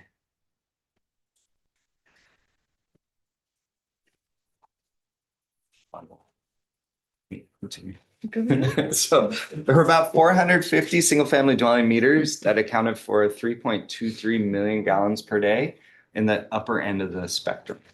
And as a thought experiment, if we were to limit all single family dwelling meters to in a application sort of way, if we were to limit the application to approximately 2,000 gallons per day, this would save us about 2.3 million gallons per day. Based on the data received. Based on the data. So things may have also changed since we got these applications in, but yes. But you do say the average water use is less than 1,000, but you're being generous in 2,000. So, Yes. correct. Yes, we are being generous. If we look at the distribution of single family dwellings, I'll go to here. Most of them are under 1,000 gallons per day, which is a very reasonable amount. I mean, the county system standard is 600 gallons per day. And even at 1,000 gallons per day, this might represent multi-generational housing, accessory dwelling units that are combined but not separately metered. But it's the kind of egregious end use at the top end of the spectrum that is of concern. Aaron, did Yeah, you break thank it you. down like a histogram matrix? Because there's that other variable of size, right? That would be So useful. we can look at per acre. Well, you're looking at usage regardless of size, but break it down by owner, non-owner, occupied, and small, medium, large, create some categories. I think that'll help think through. That's a little bit like the agricultural zoned versus non-agricultural zoned. Yes, we can do that, and definitely in the table of, I will, because it's easy to access, the very back. We have the R1, R2, R3 residential parcel classifications for the county systems. And R3 is the largest parcel designation, R1 is the smallest. And we have the per unit use of owner occupied versus non-owner occupied, if that's what you're concerned about. But if you look at R1 versus R3, yeah, there is a slight increase over because of the size, but it's not huge. Just based upon this. Based on the applicants, yeah. But here, I mean, we're looking at the correlation between the size of the lot, it exponentially increases the water usage, even though it may just be, especially for non-owner. So it's primarily a function of owner occupancy. Yeah. Let me ask you a question. On that slide that you have there, what strikes me is the apartments. Is that per apartment? These are for meters that are labeled as single-family dwelling meters within A1 and A2 apartment zone parcels. Well, does that mean a single apartment or what? It's, we can go per unit. This is per meter. So it depends. So in some situations, you have one building that might have 4 meters. 1 meter accounts for 10 units and 1 meter accounts for 1 unit. So it gets a little bit complicated. So what you say, gallons per day per single family dwelling. So Meter. it says per single family dwelling. Meter, yeah. No, did you hear what I just said? A1, A2 apartment zone, GPD per single family dwelling, not meter, it says single family dwelling. So that's actually the meter. So the number of meters is listed? Did you say? Yeah. So this is the average per meter of single family dwelling. Change that listing, it's not single family dwelling. Okay.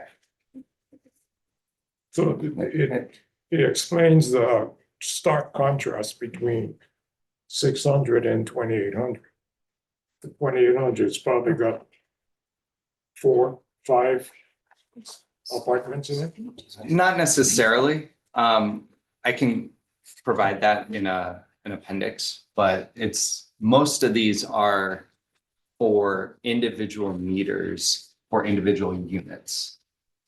So I don't know whether there is a really big difference in owner occupied and non-owner occupied in the apartments.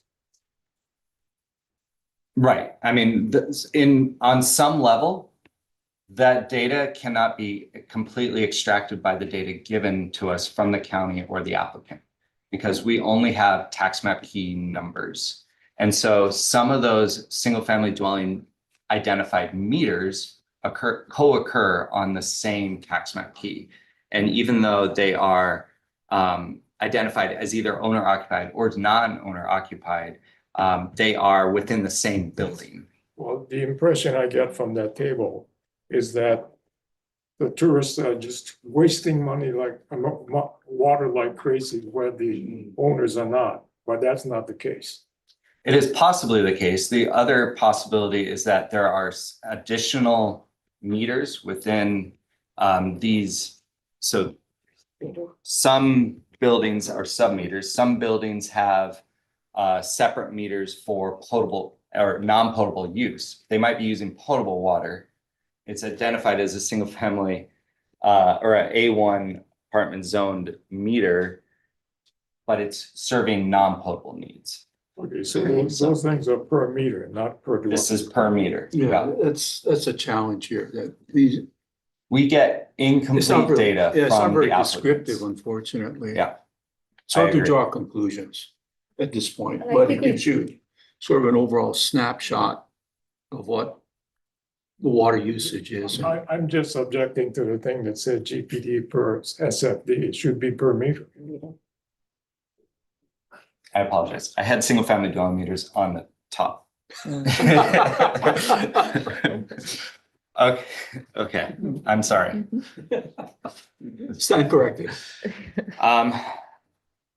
So I will go quickly through each of the systems in terms of the permits. I will note that we brought an issue up with Hawaii Water Service in their application back in April, and I don't know if they have rectified the situation, but they applied for in their groundwater use permit application, they identified the total water use per parcel in these all right, in these parcels, in these developments, Malka of the highway, these are residential developments that are zoned agriculture. In the permit application, it was identified as groundwater as the source, but this is total water because their non-potable application, their surface water permit application did not identify those tax mapping parcels, only the golf course parcels. So we think that's a discrepancy that needs to be rectified. Maui DWS has an existing use for groundwater and surface water. This is their North Lahaina system identified using, they only have a potable water system. So a lot of parcels that have that are color coded in blue, they are serving the potable needs of that parcel and the non-potable needs of that parcel with the potable system. In Hona Kauai, we have multiple overlapping systems. This is the Hawaii Water Service potable water system, which serves much of the Kaanapali Resort development, and then the Kaanapali Coffee Estates and Pu'ukali'i developments. This is all potable water use. And then Kaanapali Land Management also has a non-potable water system. It does not serve Kaanapali Resort development. It does not serve Pu'ukali'i per se, other than that there is a well that serves part of the golf course needs. But this is all primarily agricultural use and landscape irrigation in the coffee farm estates. We do have water use by parcel for recycled water provided by the county's Department of Environmental Management.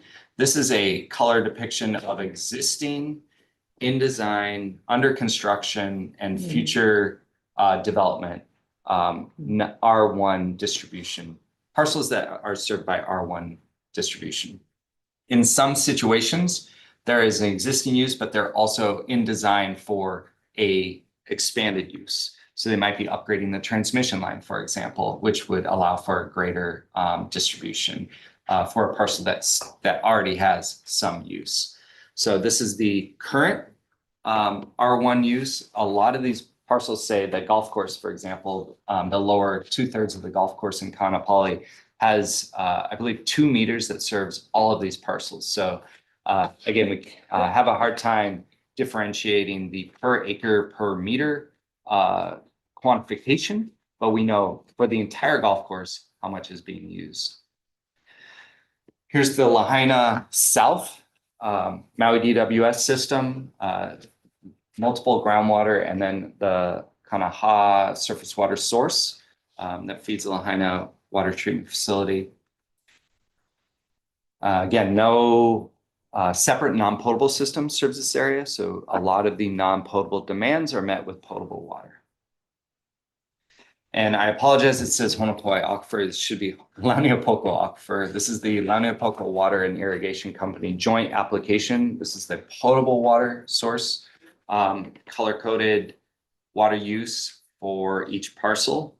And then this is non-potable for each parcel, and then the total water use for each parcel. In Olowalu, we have a joint application by Olowalu Water Company for groundwater and then surface water. Some groundwater is used in, there's a non-potable groundwater well, end pump, which provides non-potable water for, combined with surface water for the area. This is the potable water use per parcel, and this is total water use per parcel. In Ukumehame, there is a potable well, 2 potable wells and a surface water source. The parcels that are south of Ukumehame Stream don't have access to the non-potable water. So whatever water they're using, whether it's for non-potable needs or potable needs, is sourced from groundwater, that's part of the potable water system. And only 2 parcels currently have access to and utilize non-potable water. And then this is total water use, potable plus non-potable per parcel. Okay, so that's the factual or quasi-factual part of the presentation. We have, as we've been talking about how to address this, right, is the natural and logical next step. And as staff, there are some questions that we keep coming back to. There are some conversations that we keep having again and again. And these are questions where when we think about what are our next steps as far as permits or a water shortage plan, these are the questions I identified, at least some of them, where it would be very helpful to have some kind of inclination or direction from the commission so that we can go forth and prepare an analysis and engage in any further work that needs to be done to answer those questions, to get a better picture of water use in Lahaina in general.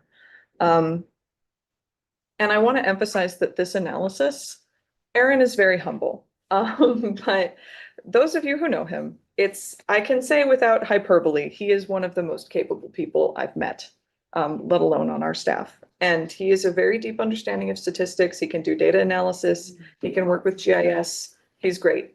This took him about 100 hours to do this report, as he maintained a full schedule of field work. So yeah, it is pretty fast, right?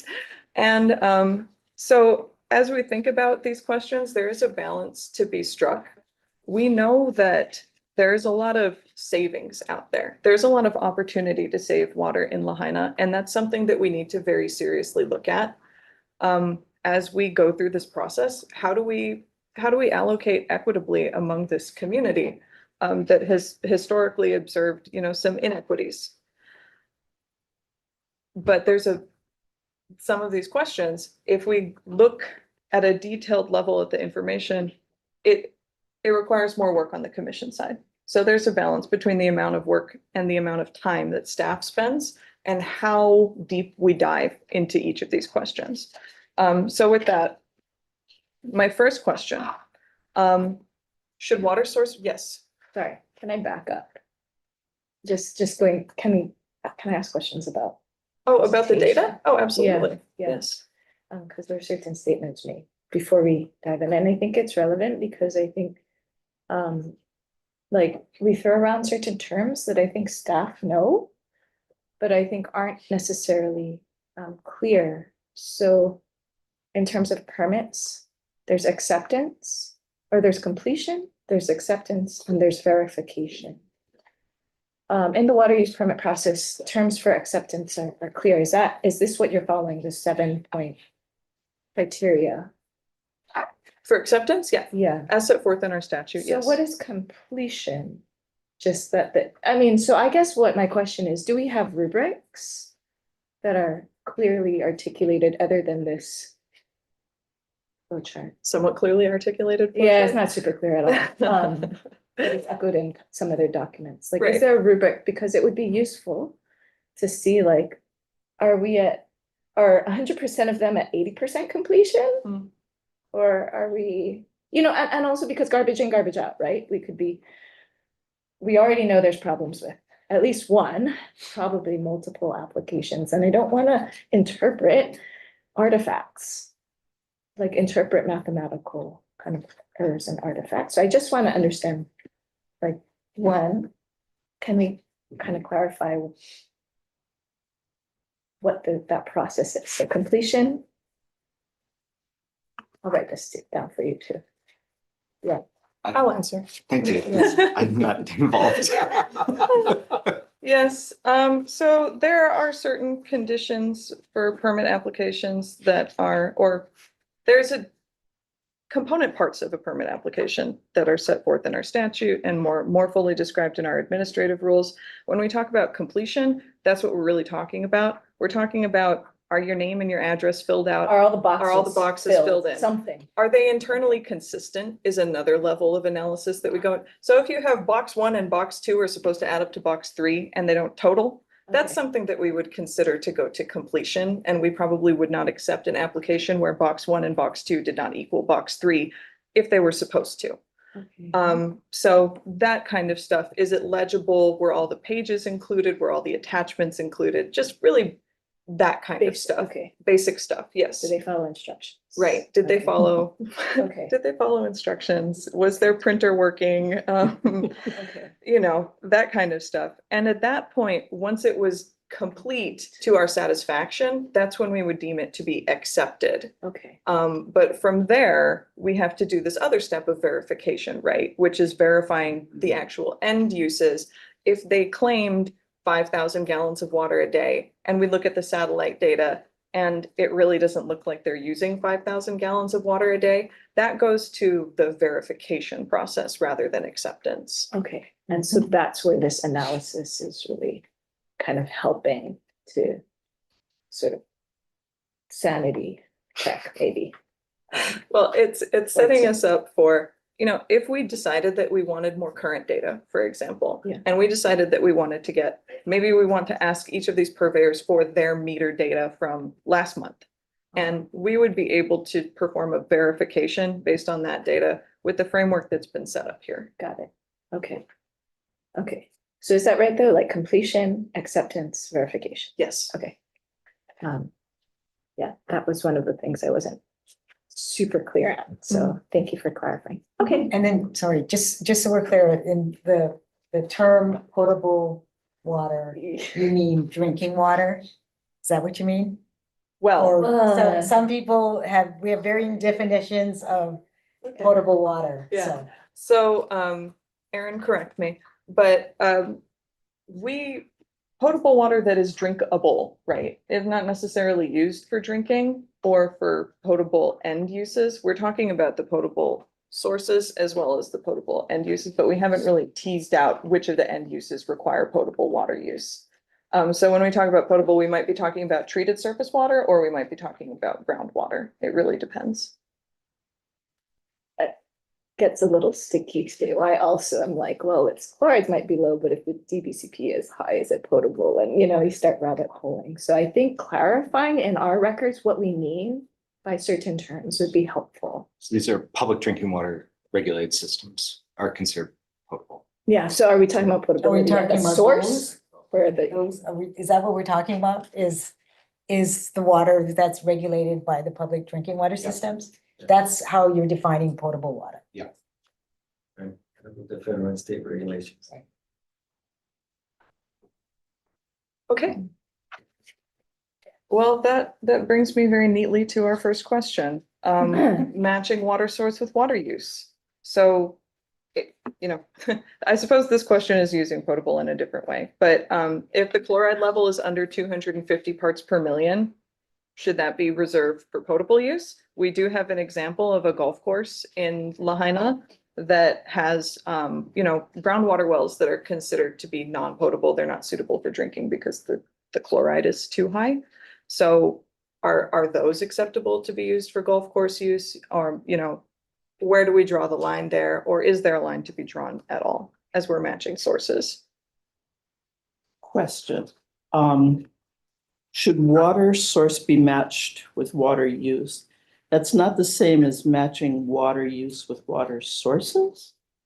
And should that come first?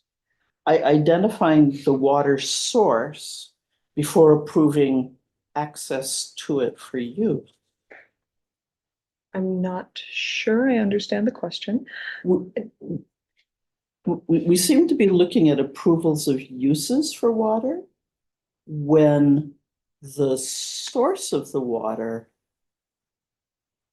is not clear, or we may have exceeded sustainable yields. So shouldn't we be looking at the condition of the water before we use the water, assign uses to it? Can I answer that question? That issue came up in Waiole. And the question was, do you have an alternative source? The alternative source was potable water. And we said that was not a reasonable alternative source. So if you have access to non-potable water, you cannot say that I want to use potable water. And you may be if there's no other reasonable source, but if there are two types, you can take the potable one. So I guess my question is, what actions may we take in law and giving volumes of water available? Yeah, I guess the question is that if potable water is the only source, would we approve its use in non-potable? My personal opinion is that we'd have to make it on a case-by-case basis. Yeah. I have a question. So do you want to go through each of these sequentially, or you want to go over them and open the floodgates, or? I'll go through each of them sequentially. Okay. I think that's more manageable, but Sorry. yes. Okay. Yes. So go through and discuss each of them.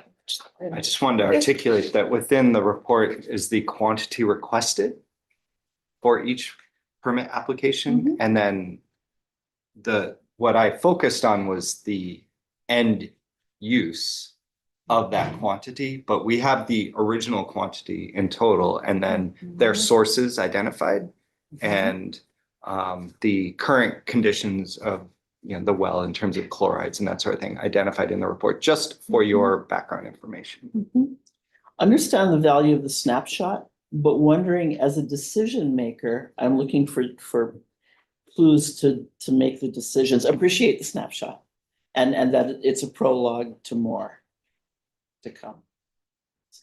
I guess for me, the other missing part of the story, I mean, there's many missing part of the story because this is just one part of the story, was also to consider those TMK based assessments to like what the utilities, I mean, they often track, right? I have this many agricultural rate payers and this many households, like to compare and contextualize some of those numbers, because often if you've got multiple sources, one source goes down, you switch. So it's not like, that well goes to this house. And so we want to look at it disaggregated, but we want to also understand it aggregated and zoom in, zoom out a little bit. That's helpful. And I would agree with Commissioner Miike, like for question one, it's really context dependent. It's almost, and for me, that question comes during permit review. So in the Oahu case is right. Yeah, we gave groundwater to a turf grass farm because they had no irrigation water. Well, I mean, the surface water wasn't coming to them, but in a normal case, that wouldn't be a really good use. So you have to think about the infrastructure that's present too. So it is case by case.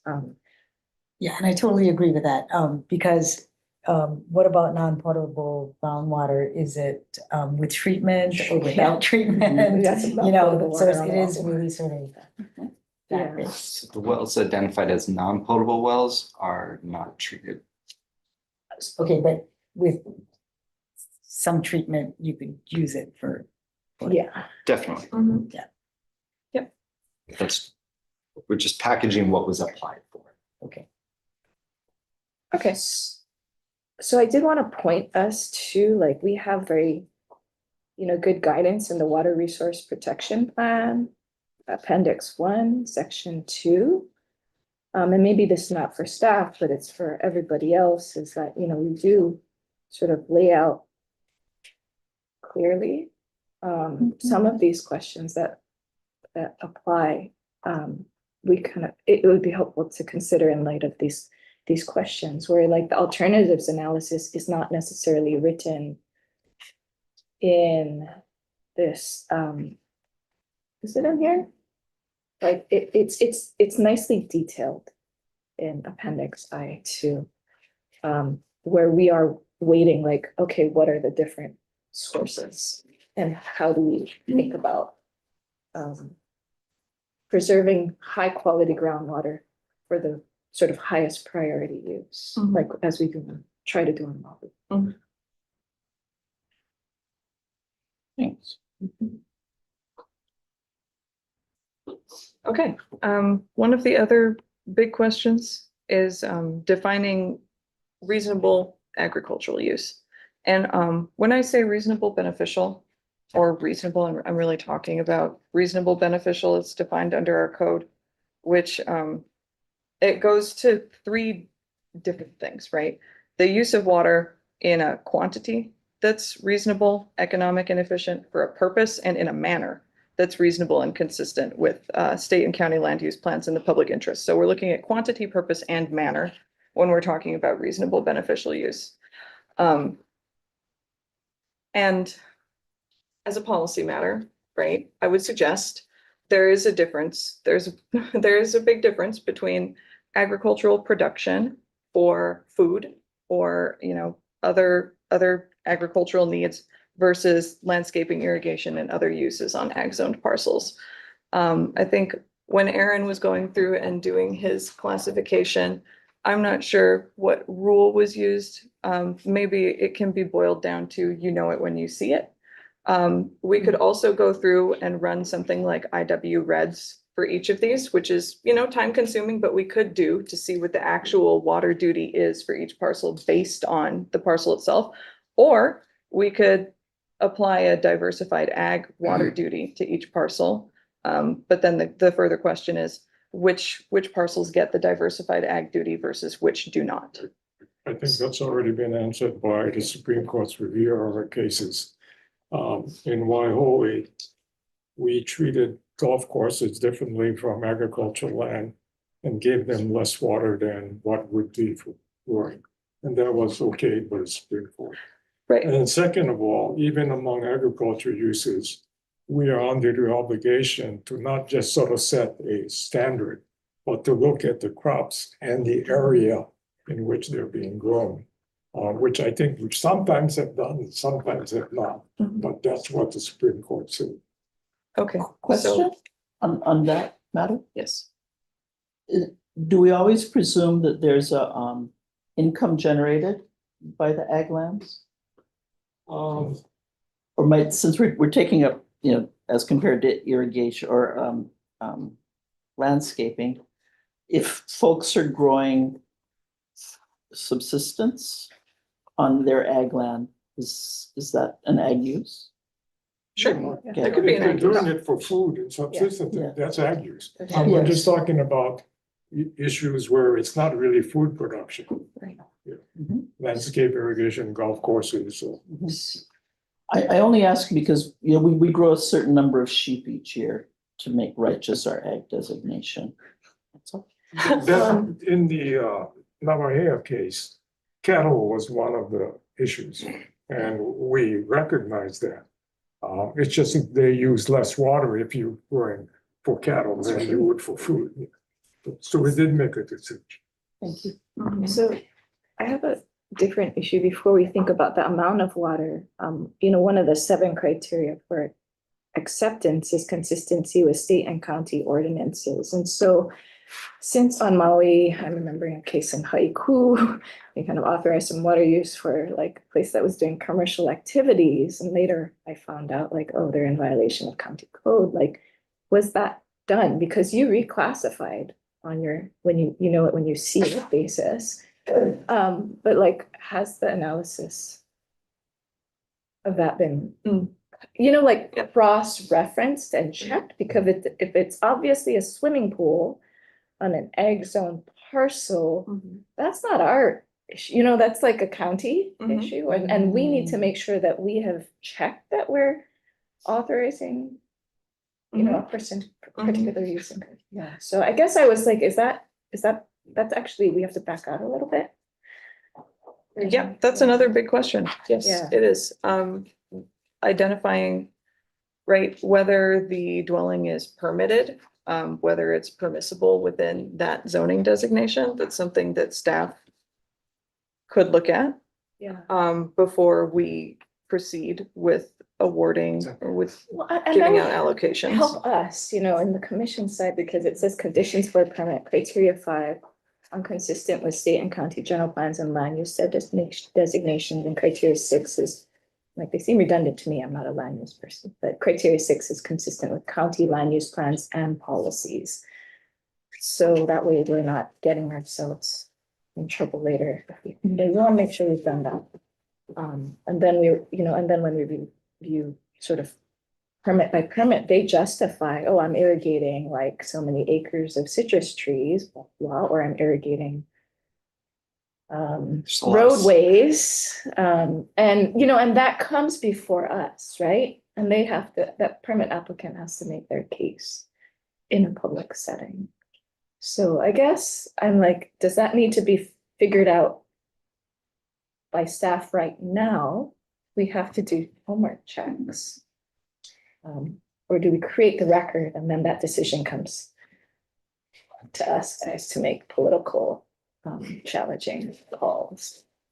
I think perhaps we should have we as commission staff should have a conversation with the county about this. Yeah. And see if there's a way for us to collaborate. Oh, there's a question. So when we look at permit applications, before we issue a meter, we look at what the land is, residential, is it agriculture, commercial, we will look at all of that before we issue the meter.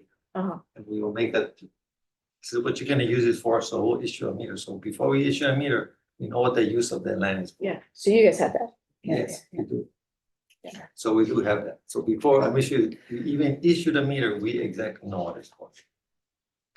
But there are parcels that may be requesting water use that don't yet. But they have still meter. have but they're still zone a specific use. Right? So But they might not be on. they can make the request for You the know, meter. This is an informational meeting. I think we still need a little structure to this. Okay, I'm sorry. yeah. So, again, I kind of view this as a 90,000-foot snapshot. And as we start to manage it, then we start to sort of dig a little deeper. So I think, why don't we treat it as a 90,000-foot snapshot with the framework of how do we want to drill down in this? And we'll take questions from or testimony from the audience, and then maybe we can again revisit it in totality with the commissioner, because I'm sure that we have a lot of people here willing to testify, and for the commissioners, I think it's good to get a better view of what the feeling is of the community based on this analysis. And I appreciate it. And I personally generally try to read these things, but I cannot say that for this analysis. I looked at it like 5 times. So anyway, I think, I know it's a little different, but can we take testimony from people that are waiting? And may we start with the people in the room, and Suzanne, if you could manage the people waiting on Zoom. Is there a sign-up sheet for people in the room? We have, the chair usually opens up, there's not a sign-in sheet in the room, she usually opens up for testimony in the room. I should make a request. I know there's others in the room that want to testify. I did sign up, but there are people from. I know, They're missing work to be here, and so out of respect for their time, I'm happy to defer to them. I don't know if others in the room. Or people in the room, agree, we'll take people on Zoom. So Suzanne, could you let the first one, Karen, please? Yes. You may sit there, because it's all gonna come back to you. I've asked her to unmute, Karen, on it for.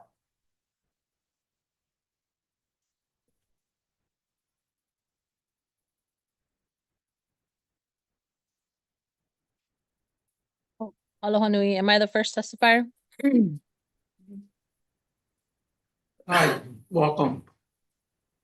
Aloha, aloha commissioners. My name is Karen Kanekoa. I'm a resident of Honokohau Valley, where we farm kalo on Aina Kuleana that has been in my husband's ohana for generations. Mahalo for asking how the community is feeling right now. Because me personally, I'm feeling frustrated. I'm feeling insulted actually, that after 2 years, after filing our WUPAs over 2 years ago and losing our town, it feels like all this commission keeps doing is giving informational briefings. And, you know, I'm working right now. I'm a teacher and I'm sitting outside of my classroom doing this. I've been listening all morning. And yet again, I'm testifying on a non-action item, which also makes that very frustrating.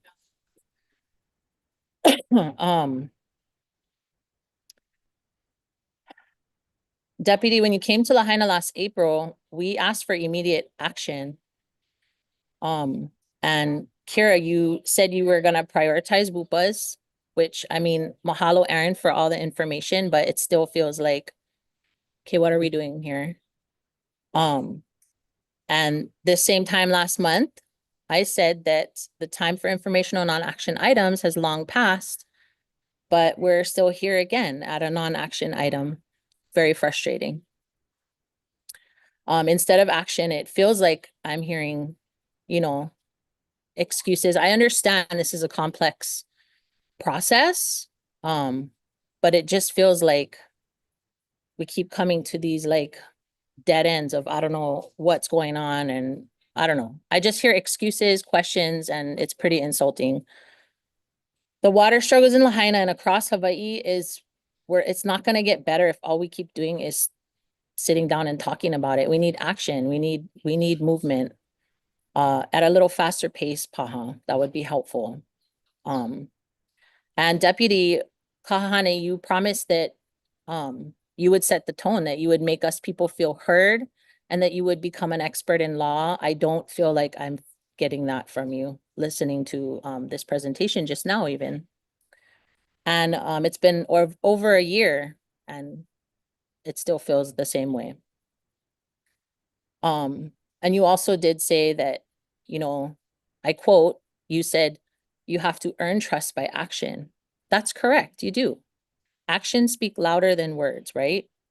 But I feel like your inaction is why Maui Komohana, my community, there's a lot of distrust. We're starting to really feel like we cannot trust this commission. And that's sad to me. That's really sad. A lot of things are being exposed. Yesterday, Earth Justice exposed that the commission is quicker to illegally greenlight water for golf courses than to honor public trust purposes like resource protection and kalo cultivation. That's kind of really shame and super heavy. The longer this commission stalls and the longer you're putting our Aina and Lo'ikalo at risk. As kalo farmers, we're experiencing a lot of taro rot. And in some cases, it's over 60% of the patch is rotten. And this is mainly because of warmer water temperatures. And why is that? Less water in the stream. So I'm trying to keep my composure right now because I'm super freaking irritated to hear that none of the applications are complete. Like, how come it took 2 years to tell us that? And if our applications are incomplete, then how come staff hasn't sent us a letter on what's incomplete? Come on, hurry up. We want to get it done. We want to complete it. We want to finish it. And we want to get our permits approved. And what's even more frustrating to me is, and insulting, is that actually we're just being dragged along in this process because the water code says that our WUPAs for Kuleana shall be granted upon submission. We submitted our applications 2 years ago. So what's the deal? What's going on? How come? Karen, I think, you know, we've heard your issues and concerns, so if you'd like to wrap it up, I would really appreciate that. Sure. I just have one more question. Where the heck is the shortage plan, the water shortage plan? How come we haven't seen that yet? I'm about ready to make a bumper sticker that's going to say, show me the shortage plan. And I'm going to slap that sucker everywhere because I'm not the only person asking for a shortage plan. I hope that I can come next time and I can be positive and I can be happy and I can be saying, oh my gosh, mahalo, you guys, let's keep this momentum going and let's keep our kalo farmers farming kalo and let's keep the water in the stream. So please, let's make great decisions so that I can come back and my kids can come and say the same thing. All right. Mahalo for your time. Thank you. Aloha. All right. Thank you. Okay. Next. Kanoli Lanani, Lee Stewart. She is no longer on, so I'm going to go to Willie- Mr. Willie Wood. I Thank asked you. him to unmute.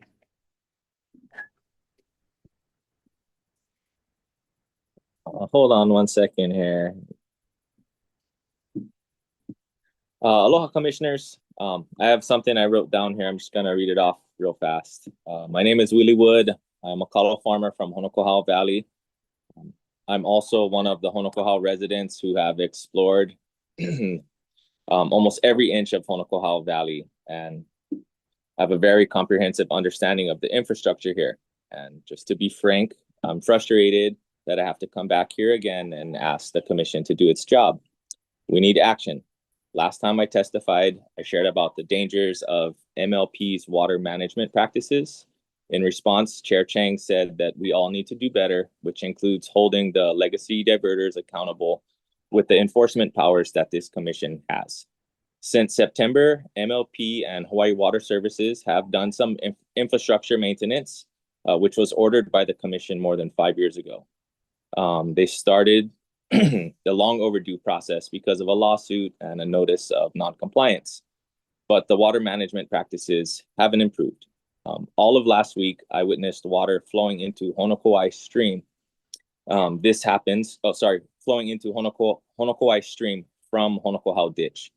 This happens when there's overflow coming from diversion 770 and the reservoir there at Honokowai is filled to capacity and the overflow goes into Honokowai, makes it all the way down to the ocean.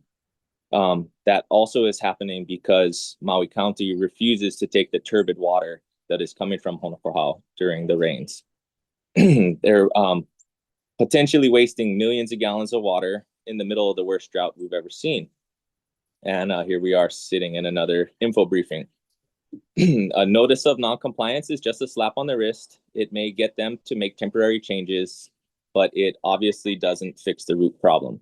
Our water is still being mismanaged. I know this meeting is about the WUPAs, but the diverters have to show that the uses are reasonable and beneficial, which to me means that they can make them more efficient.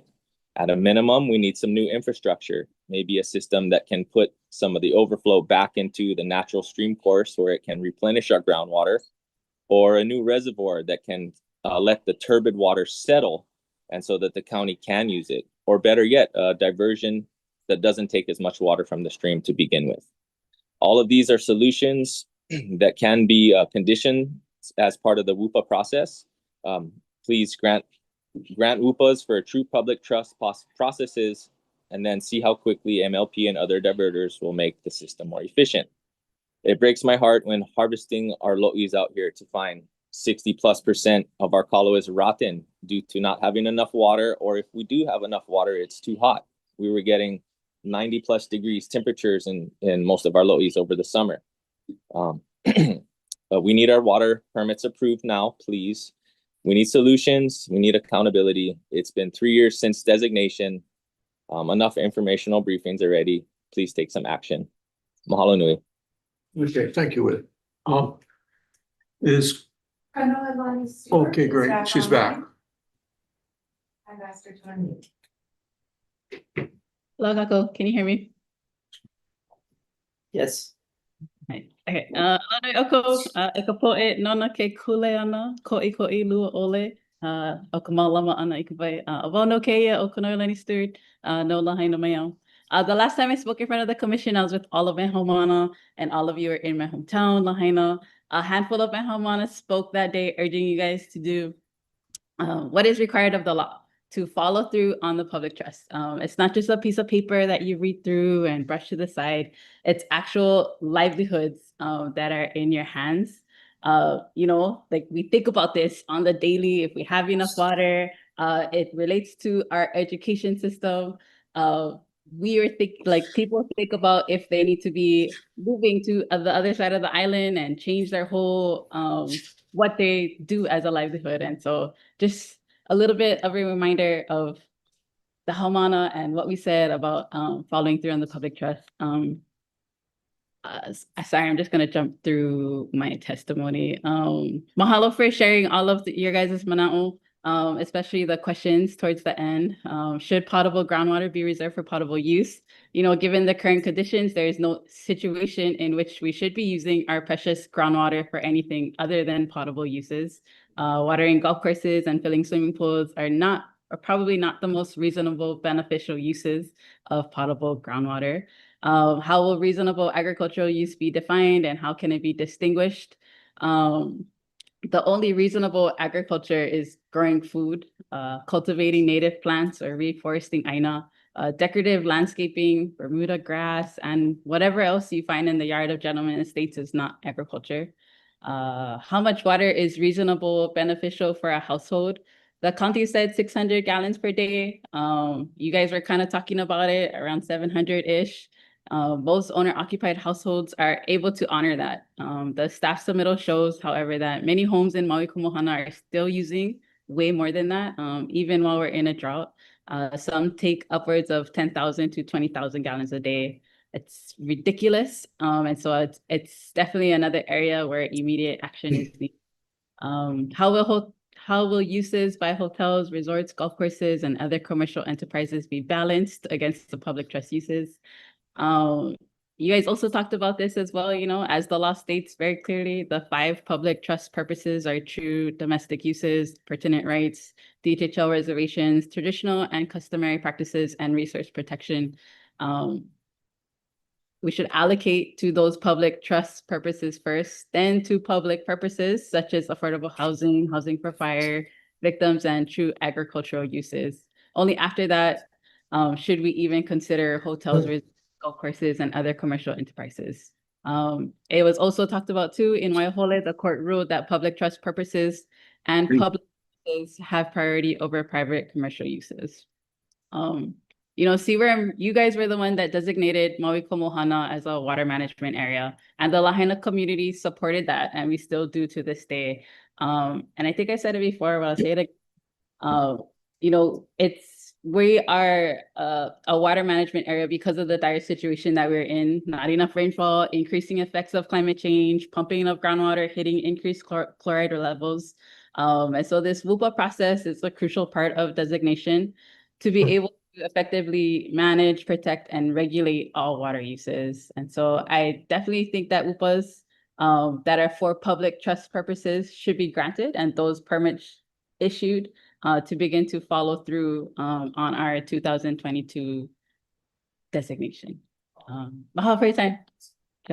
Thank you, Kanoilani. I apologize, this is Dawn Chang. I've come back into the room and I will continue on with taking Zoom comments. The next person is Holden Takahashi. Please go ahead, Holden. Hello, can you guys hear me? Yes, we can. Okay, hello. Hello, Mehako Holden Takahashi, resident of Lahaina, and actually a volunteer and patron at the Lo'i Kalo that were previously mentioned in Honokohau Valley. So I just wanted to mahalo the Ohana and the Kalo farmers out there for their testimony, and I want to say that I'm in full support of all of their comments. We can also attest to the ridiculous amount of percentage due to the raising temperatures of water and then the lack thereof. I think some of that was actually attributed to IFS violations that may have not been checked or unchecked by the commission, but that's something that we should probably look into the future. I also wanted to make the point that we're hearing about the restrictions to be made on our residential uses, but I don't recall hearing any sort of means to sort of restrict the hotel luxury development and then our short-term sort of like vacation rental water uses, and also our gentlemen estates out in Oneopoko and stuff like that. And so if I could ask the commission to sort of focus not on the people that are paying their bills, that make their livelihoods, and whose Ohana trace their lineages back to this place, but more so the extractive enterprises that seek to commodify this precious resource. Just going back to the potable water question, I just wanted to say that I agree with the comments previously made that these potable uses and sources should be maintained for these things. For those potable end uses like drinking particularly.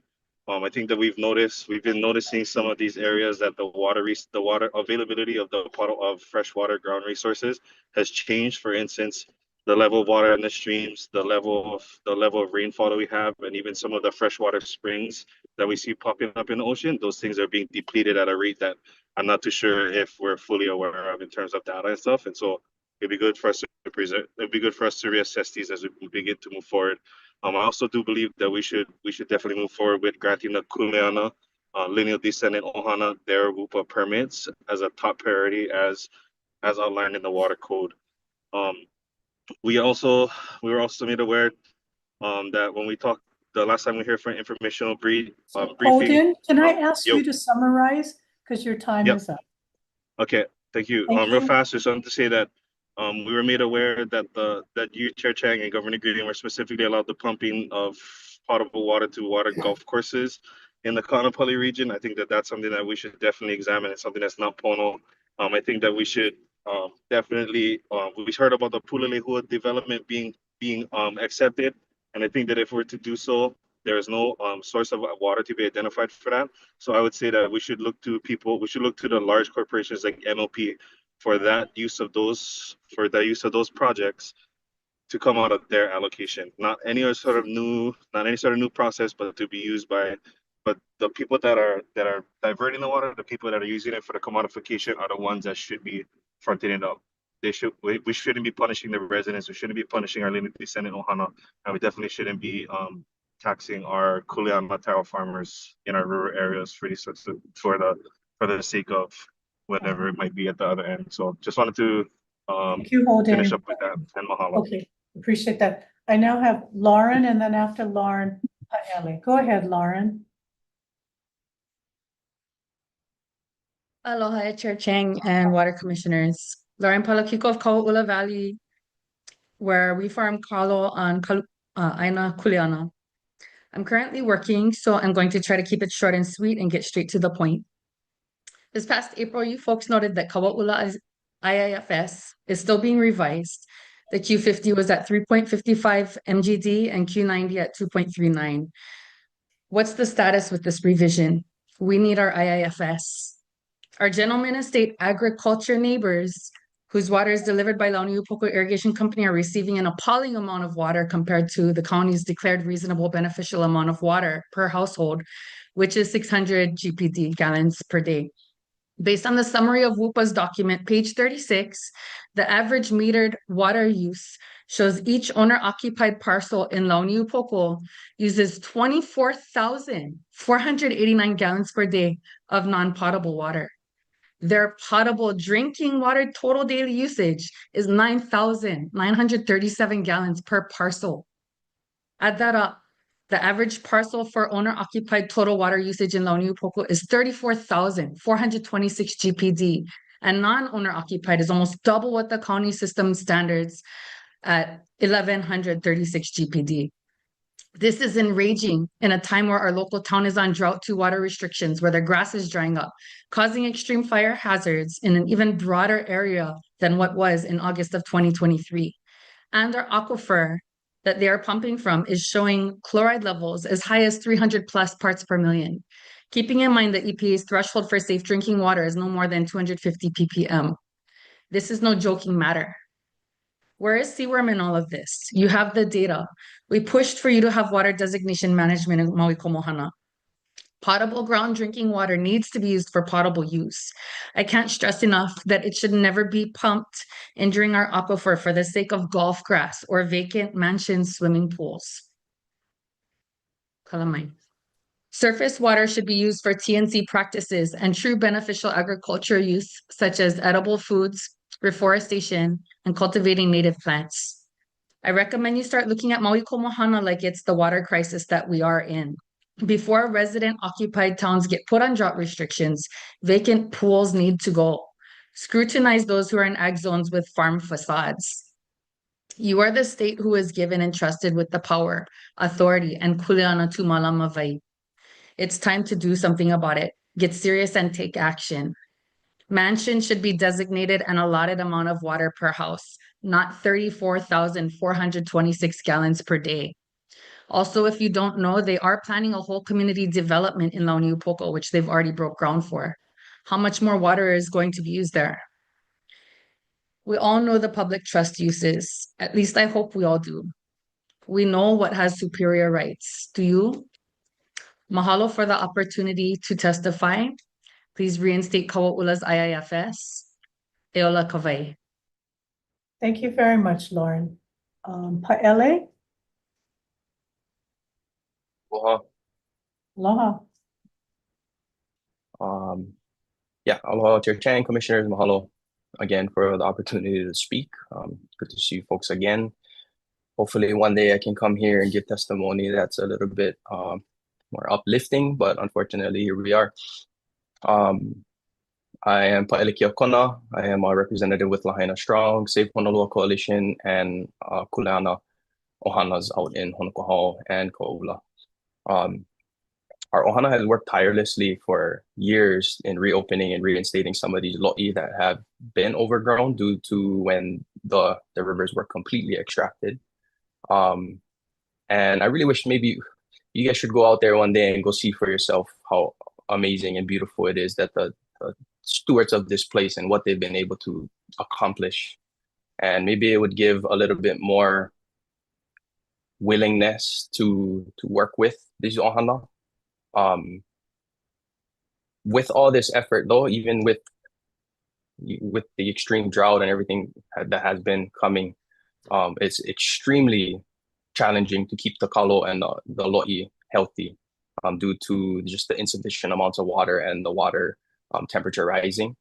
And since West Maui was designated as a water management area, I think we all hoped that this would finally mean more restored flow, ohana being issued, their wupas, and more lo'i being reopened and rejuvenated. And unfortunately, the aloha that we give is not reciprocated when things are dire, when there's nowhere else to turn, especially, for example, after the fires, when there was nowhere else to turn. It was the farmers and the fishermen and the people who are closest to this aina that were the ones feeding and saving this community. And we're not complaining. We love to do this. We do this out of the aloha within our hearts, but we are felt like we're an afterthought. So I'm urging you folks to please issue the water use permits to the public trust for true public trust purposes. I don't really understand why the hupas are taking so long and it's so hard for them when the reality is most of the water passes right through the lo'i. The vast majority of it returns right back to the stream, and the impact on the aina is so minimal that granting those wupas to these families would have zero impact to the broader whole, as is negative impact, and it would be completely positive impact. But in a stark contrast to what this ohana has done and what has not been reciprocated, we've allowed 500,000 gallons of potable water per day to go to a golf course. And yes, I'm not a lawyer, but I am more than capable and educated to understand and see that the commission knew that this groundwater allocated for the golf courses was not an existing use, and yet it was allowed. And by our standards here in this county, 500,000 gallons of water per day could serve up to 800 to about 1,600 homes that we desperately need, irrigate 10,000 acres of lo'i, create 140,000 pounds of kalo per year, feed 380 people a day, 1 pound per day. So it's hard for me to understand and comprehend how a community and Kuleana landowners who have only done good on an aina that is screaming for help, that is on the brink of collapse, has been pushed aside for a game that drinks up millions of gallons of water a year to hit a small ball into a hole. And if it's as if we're getting a runaround. I know it was stated earlier that the applications were not finished, but much of the applicants did not receive a reason as to why they were not finished or why they're incomplete. So I think the effort to sort that out would be very appropriate. But with that in mind, we fast-tracked allowing thousands of gallons go to the golf course while there were still properties that are ready to be built for housing, but no more water for the housing. So in my opinion, just have I have one more sentence. Sorry, Kalamai, finishing up. So I urge this commission, please approve the wupas. At the very least, help the applicants and be very clear what's needed for them to complete. There's a pattern of extreme events coming more frequent, and it's going to be people like the ones that are pleading to you today who are going to be the ones to save the communities in these dire times. Mahalo. Thank you very much, Paele. This is the last person that I have. Is there anybody else on Zoom that wants to provide a comment? Oh, did someone label testifier and a person, and Wade, did you want to provide a comment?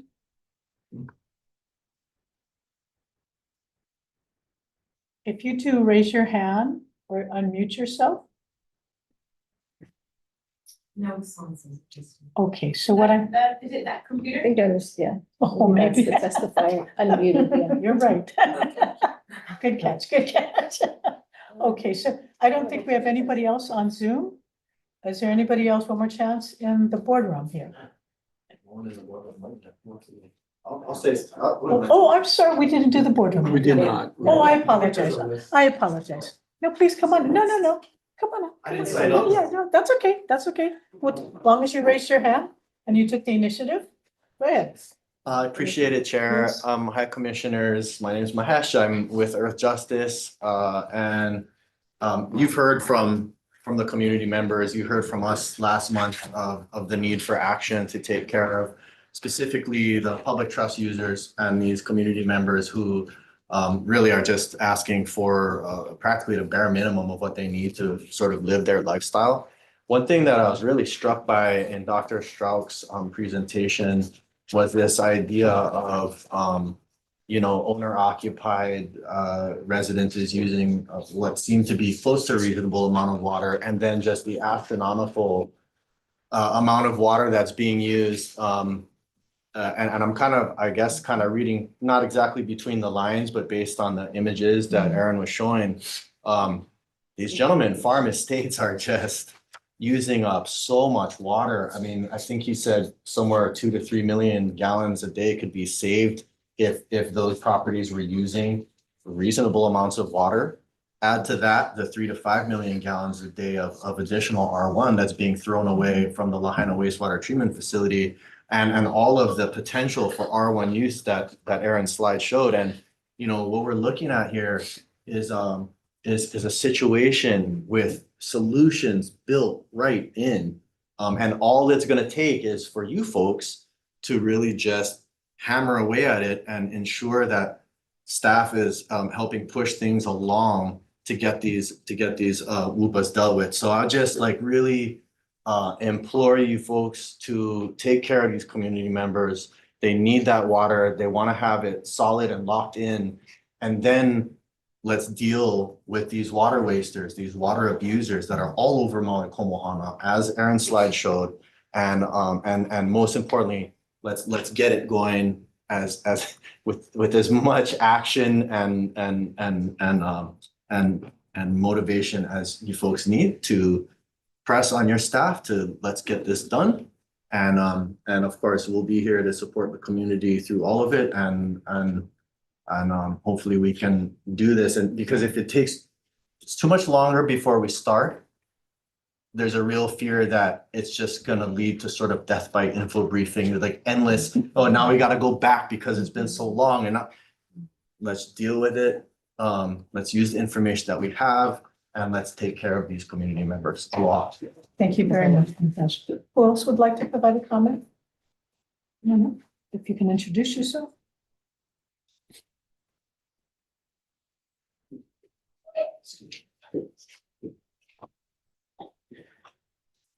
Thank you very much, Chair Chan, members of the Commission. Thank you very much. My name is Kenji Yui, and I am General Manager of TY Management Corporation. Since 2009, we have owned and managed the Bay and Plantation golf courses in Kaparu. I'd like to express my gratitude to the member of the Commission, allowing the use of water at our 50 temporary housing. We did not. But anyways, go on.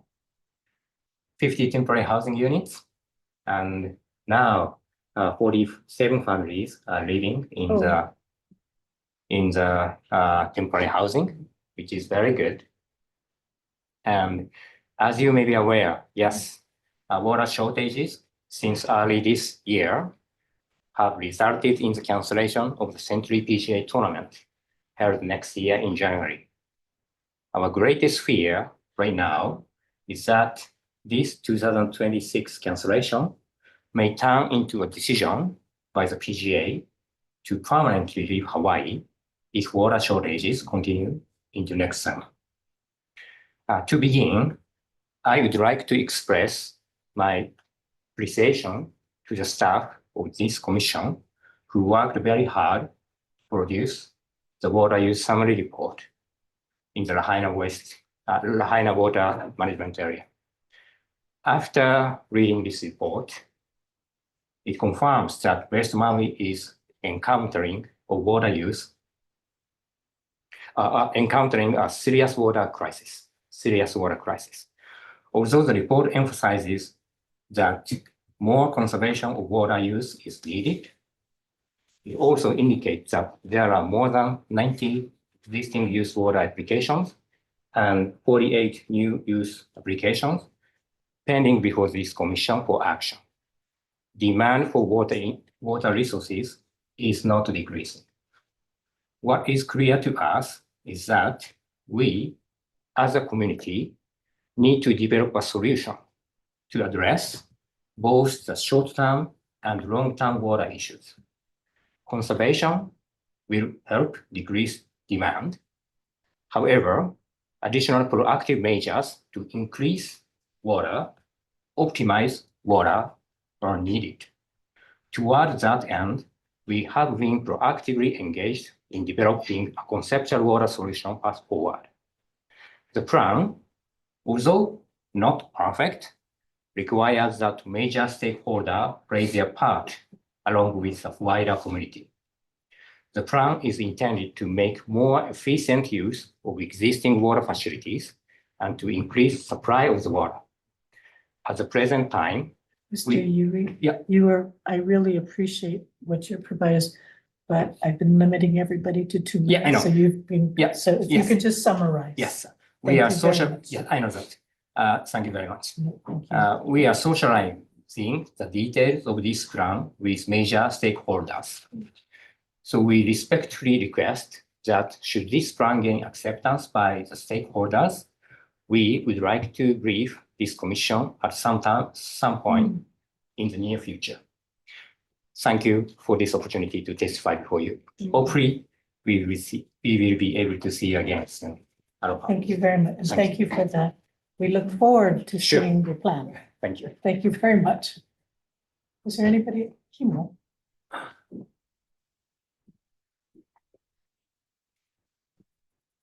Aloha Chair, aloha Aloha. Commissioners, Kim Lange, Deputy Maui Water Supply. So we are very appreciative of this report. I mean, we know it's not verified, but the summary really helps us. We can look at all the information. And we will be verifying all of our data. Great. So if your staff needs to look at the different meters, we're glad to help them see all the DWS meters, the locations, what they serve, how many meters, if it's domestic or irrigation, we can help you guys do that. That's not an issue. And so one thing we did find in the area that got the fire affected, there were meters that somehow were put on a TMK and we don't know why they were there. It's funny, but those meters do have the correct address because they do get the billing. But somehow when the mapping came out, the meter wasn't in the right place. So we have been correcting all of those. Okay. And we're trying to get that all straightened out, but we are gonna verify everything that is on this. The other thing that we are doing is we just started the design, initiated the design for a 100 million gallon reservoir off the ditch. And the plan is to collect high flows during the rain events and help us to settle out the turbidity so we can use the water at our treatment plants. So that has been initiated. But yeah, so R1 cannot be used on single family residential. It's a health concern.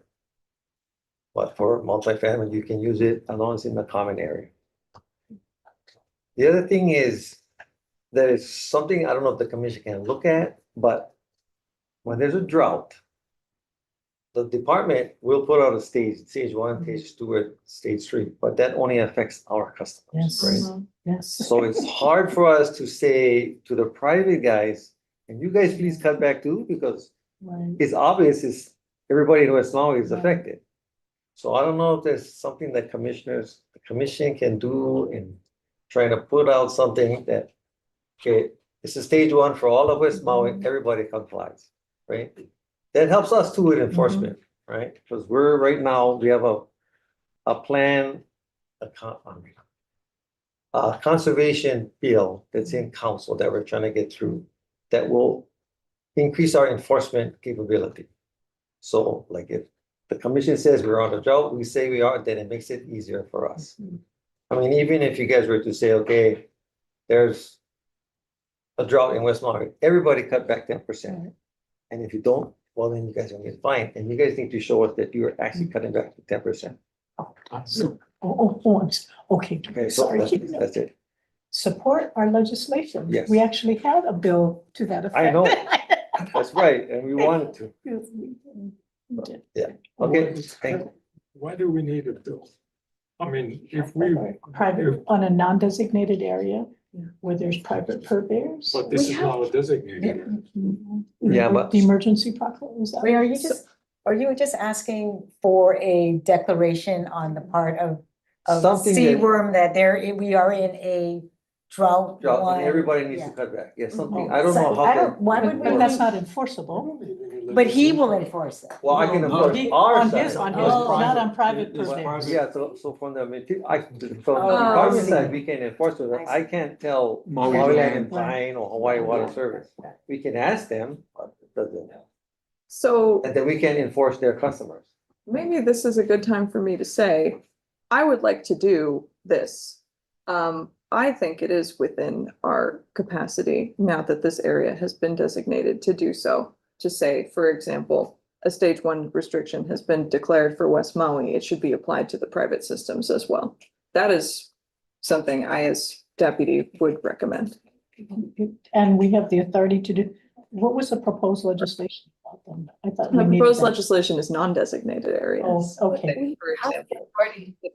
To with water emergency and non-designated areas, but I think what was That's unclear something is to the discuss with criteria. our attorneys in executive session. Okay, But I mean, it's in the code, we have different authorities and it hasn't been Designate you our exercised. agent. You're the heavy. If that works, we'll do it. Okay, we'll figure that out. Okay, thank you. But appreciate the work that the county's doing and the collaboration with Yeah, your staff. oh yeah, also, so that's, your staff also help us with our conservation bill. Yeah, So that was good. Thank you. Chair, may I ask a Yes, oh, question? please. When you issue water meters, and you know, we have this single family dwelling designation. Can you explain why there's such a big discrepancy in water use from 700 gallons per day to a couple thousand gallons per day? Well, it might be irrigation, right? Because when we say, so we'll base it on how many bathrooms, how many bedrooms, the water usage, right? And we'll give you a kind of an idea on what we think it should be for irrigation, but if they go over that, there's nothing that we can. Yeah, because generally, the planning commission in looking at density will look at the number of bedrooms, right? Mhm. And that would sort of give you what occupancy should be, and therefore translate to number of gallons per day usage per person. I mean, Yes, so we are, so right now we are actually kind of changing how we're doing it. So it used to be water fixture count. But by the beginning of next year, January, we're changing to equivalent single family dwelling units. So each, we'll figure out a size, whether it be 4-bedroom, 2-bath, and that's the equivalent size. This is what we expect the house to use, right?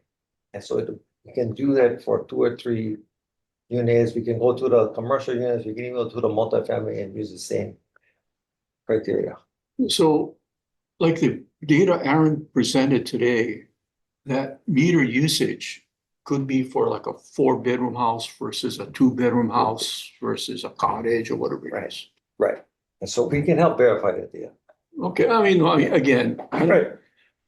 the report is sort of a Right. very big summary. And we're taking it's okay. Yeah, so it does help us move forward on verifying data we can check. We're also changing all of the meters so they're more accurate now. And we had some problems with some meters that were really old. That's kind of also. Okay, good. Thank you. I appreciate you traveling here too. Is there, no, go ahead. Oh, do you have any more? I think, is there anybody else in the boardroom that wants to provide a comment? We do have one additional individual who is joining online in the way. Okay, go ahead. Is that Kai Nishiki? Kai Nishiki. Okay, Kai, you have 2 minutes. Please go ahead. Aloha Commission, glad to hear that there will be more collaboration between the state and the county.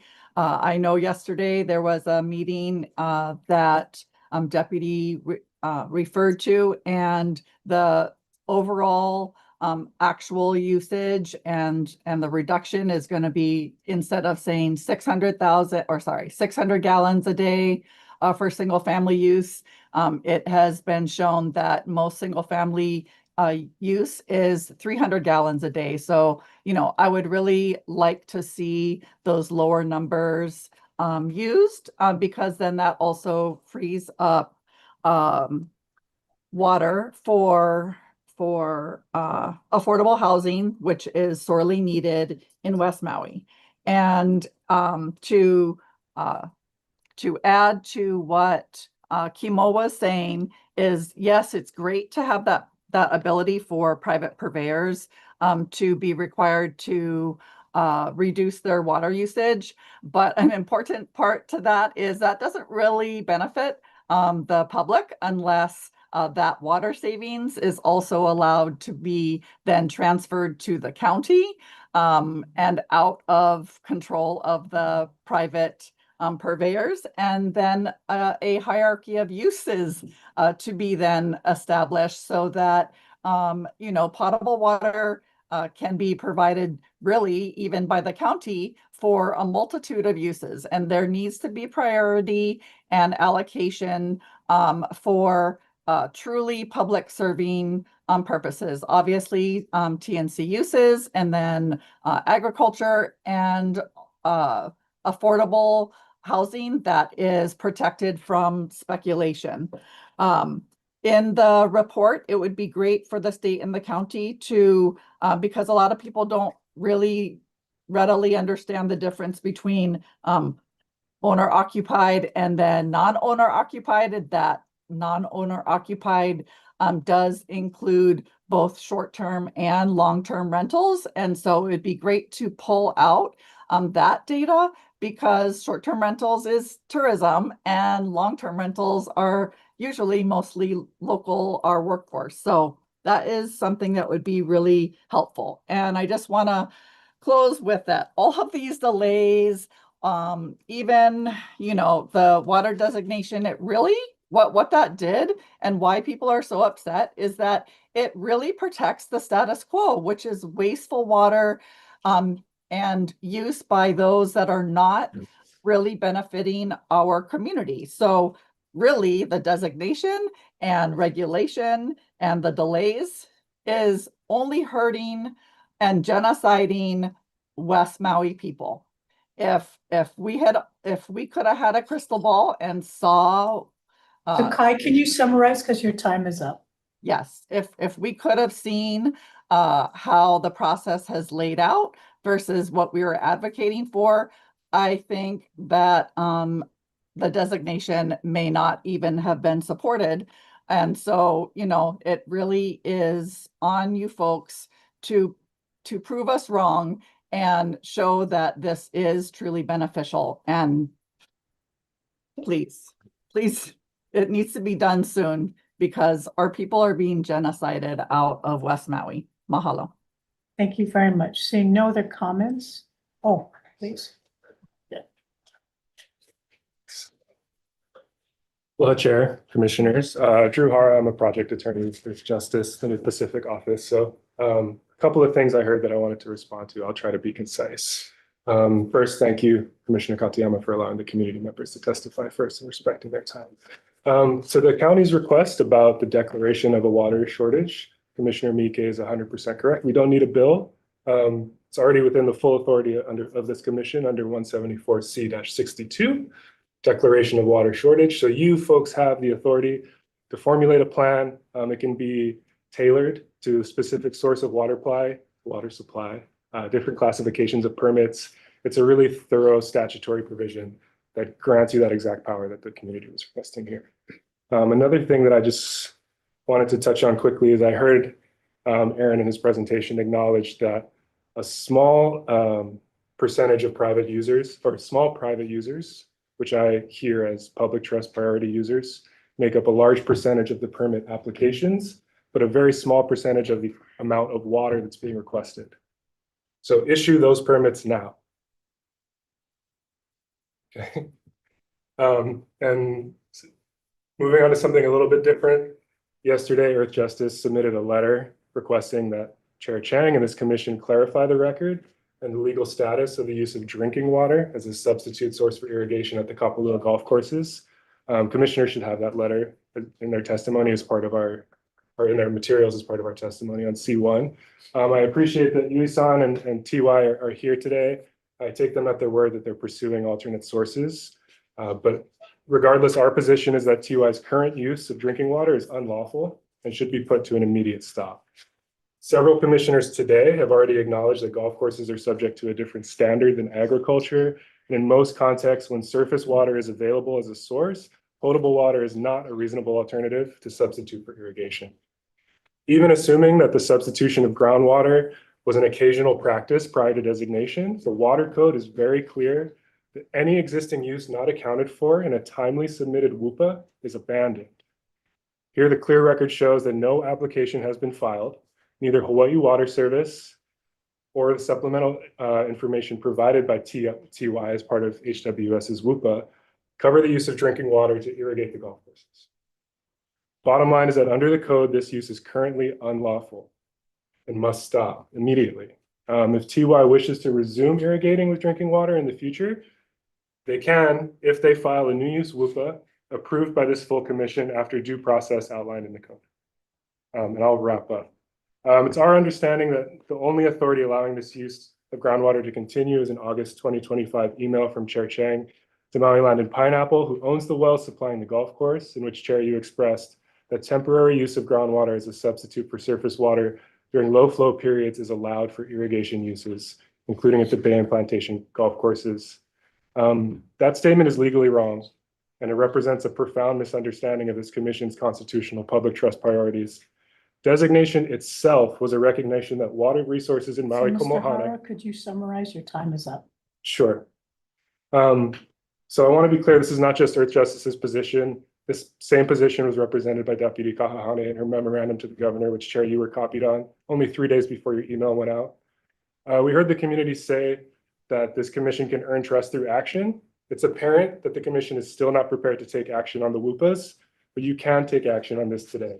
And I fully understand, Chair, that this is not C1 is a non-action item, but all it took for you to allow this use of groundwater for irrigation purposes was to send an email, and maybe that's all it will take to put this use to an end.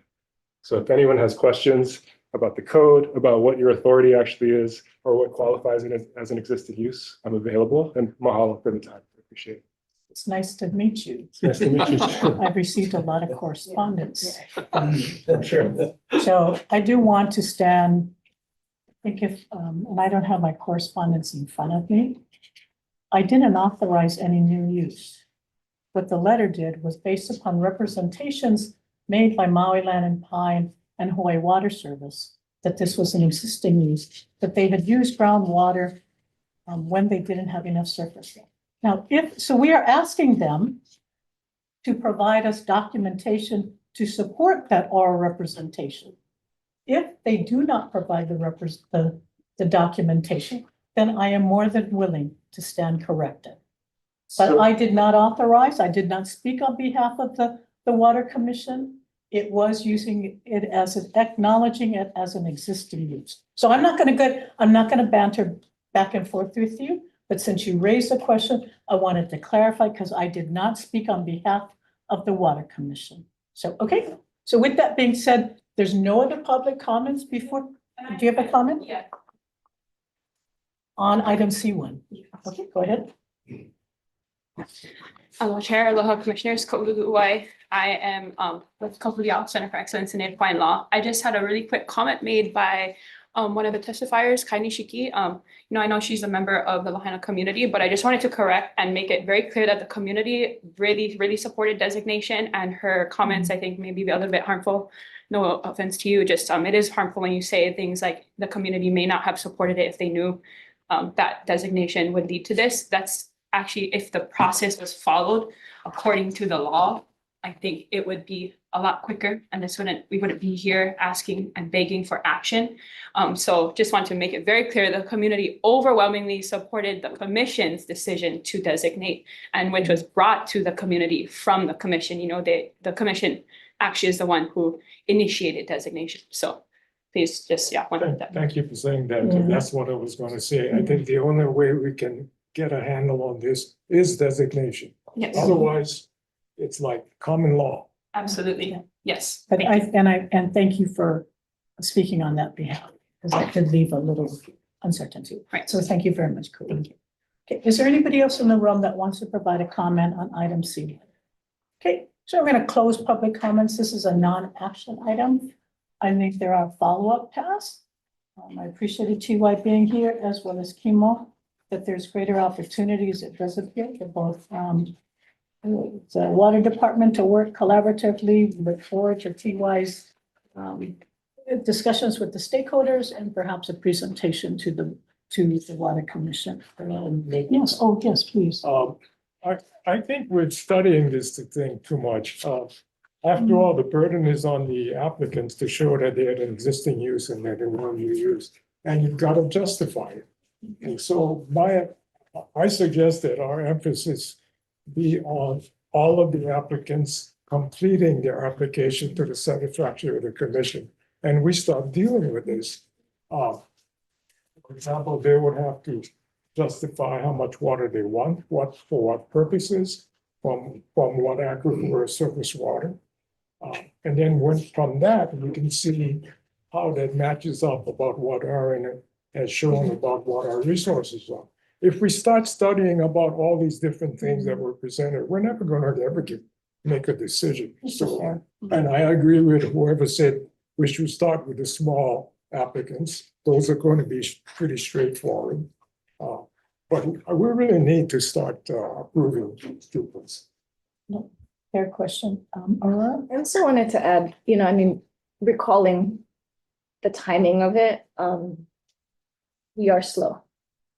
But when the applications had come in very early on in August, there was an awareness that the staff didn't want to reach out back to people to correct applications right after the fire.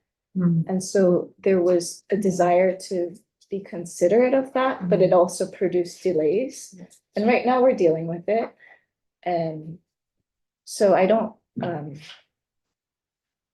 want to make excuses, but that was some of the intention. But it's clear we need to communicate with all applicants on what's missing and what needs to be corrected. And we needed to be, and I wasn't aware that we hadn't been. And so appreciate the testimony that brought that forth. I had responses to your questions, but yeah. I'll take an email unless you want to put them on. I can read through it pretty quickly if that's okay for folks. Are there other commissioners who had other items? We were at question 3, the question on household domestic use. We have, not perfect, but it's the water system standards that are county level. Table 100-18. Interesting that Maui's uses are like real high. I'm trying to unpack the numbers on it, but it's a public record. And maybe it's a little more, maybe it's a little less. So that's a guide, right? That's 600 gallons per day for domestic use. And domestic use, how should it be metered? I'm gonna say, usually, at least on Oahu, it's metered as the utility or maybe landowner chooses, right? Like where that billing happens. So that's not us. I feel like utilities tell us how much you want out of the source at the point of departure, the stream or the aquifer. But domestic use in HRS 174C means the use of water for individual personal needs and for household purposes such as drinking, bathing, heating, cooking, and non-commercial gardening and sanitation. So to the extent that a household may claim a domestic use for irrigating a large amount of heliconias in the basically a desert for the purposes of vacation rentals, to me constitutes a commercial kind of landscaping contracts. I'm not a lawyer, but it's hard when the municipal water providers, though, all they know is how much somebody uses. And so where that water goes within the property, the commission could do some thinking about and maybe provide some guidance on how to think about it. And I think that unified guidance is useful because we have so many private purveyors. So Maui DWS, I think Maui County has a long history of water shortages and a lot of practice with water conservation. But again, that 23% versus, a large number of purveyors, it doesn't always translate. So maybe as the state, we help say, look, here's a really good example. We should all be kind of trying to line up and we have that enforcement stick. So question 4, how will use by hotels, resorts, golf courses, and other commercial enterprises be balanced against public trust uses, other public purposes? I think it's a little upside down question. But it comes back to, to me, my opinion is in the commission's review of permits. But first we need to accept as complete and we need to know the status of all those. So clarifying that, if staff can clarify that, that helps us, right? That helps the public. And I would request, because I'm a teacher and the students always ask me, what's my rubric? What's my rubric?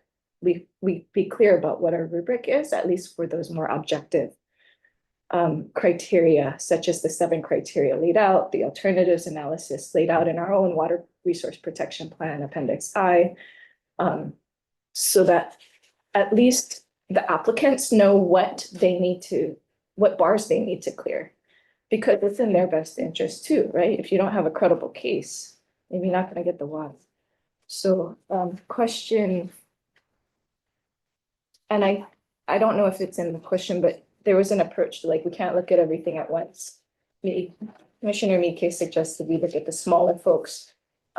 There's also areas that if you're interconnected, right, it might make sense to look at those permits together. How do we get a clear picture? There's a lot of examples maybe from Oahu on the metering issues, which I think are out of, I think are better addressed at the utility level. And then again, for me, I think we look at, our focus is not the use, we think about the use, but our focus is on the point of withdrawal. And that kind of, that's where we interact, is that permit, right? How should limits on water use be established and enforced? That was sort of a vague question. I was going to say for the municipal purposes, it's by the utility.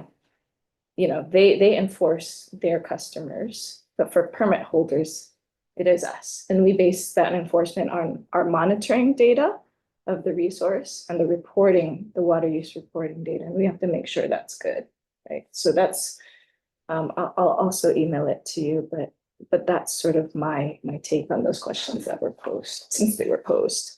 Tried to do some homework. Yeah. Okay. One last comment on the domestic use issue. As the hearings officer in Navajo, I had to deal with that.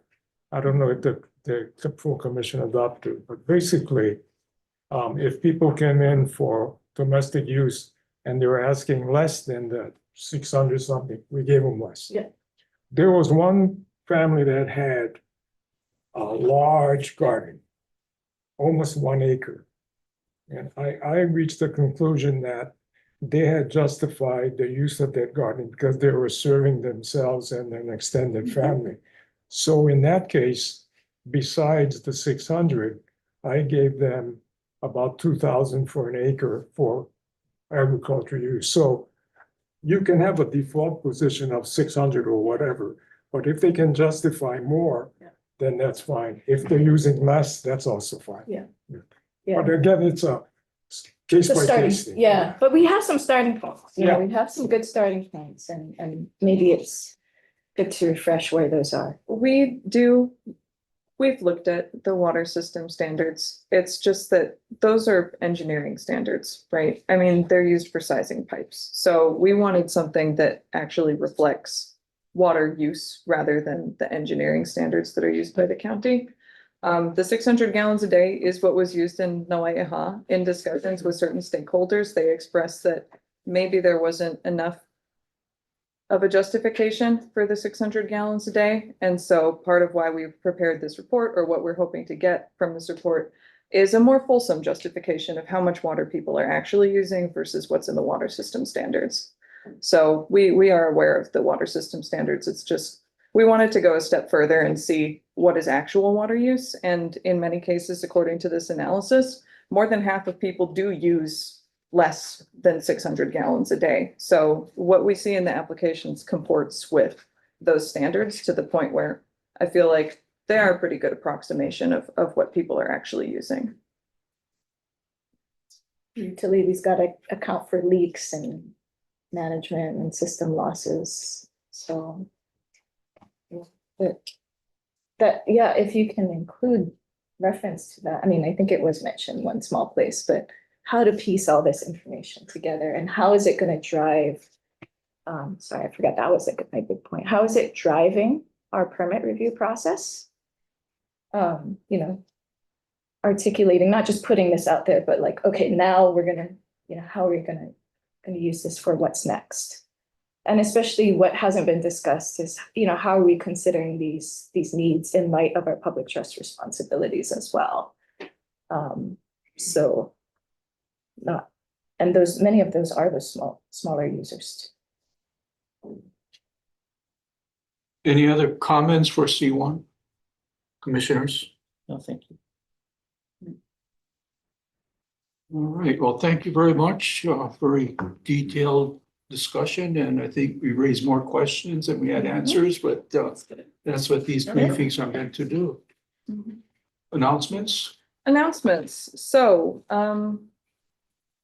those of you who closely follow the commission meetings or our commissioners themselves will recall approval of a memorandum of understanding with Ulupono Initiative to help us with some community outreach. That effort is coming to fruition now.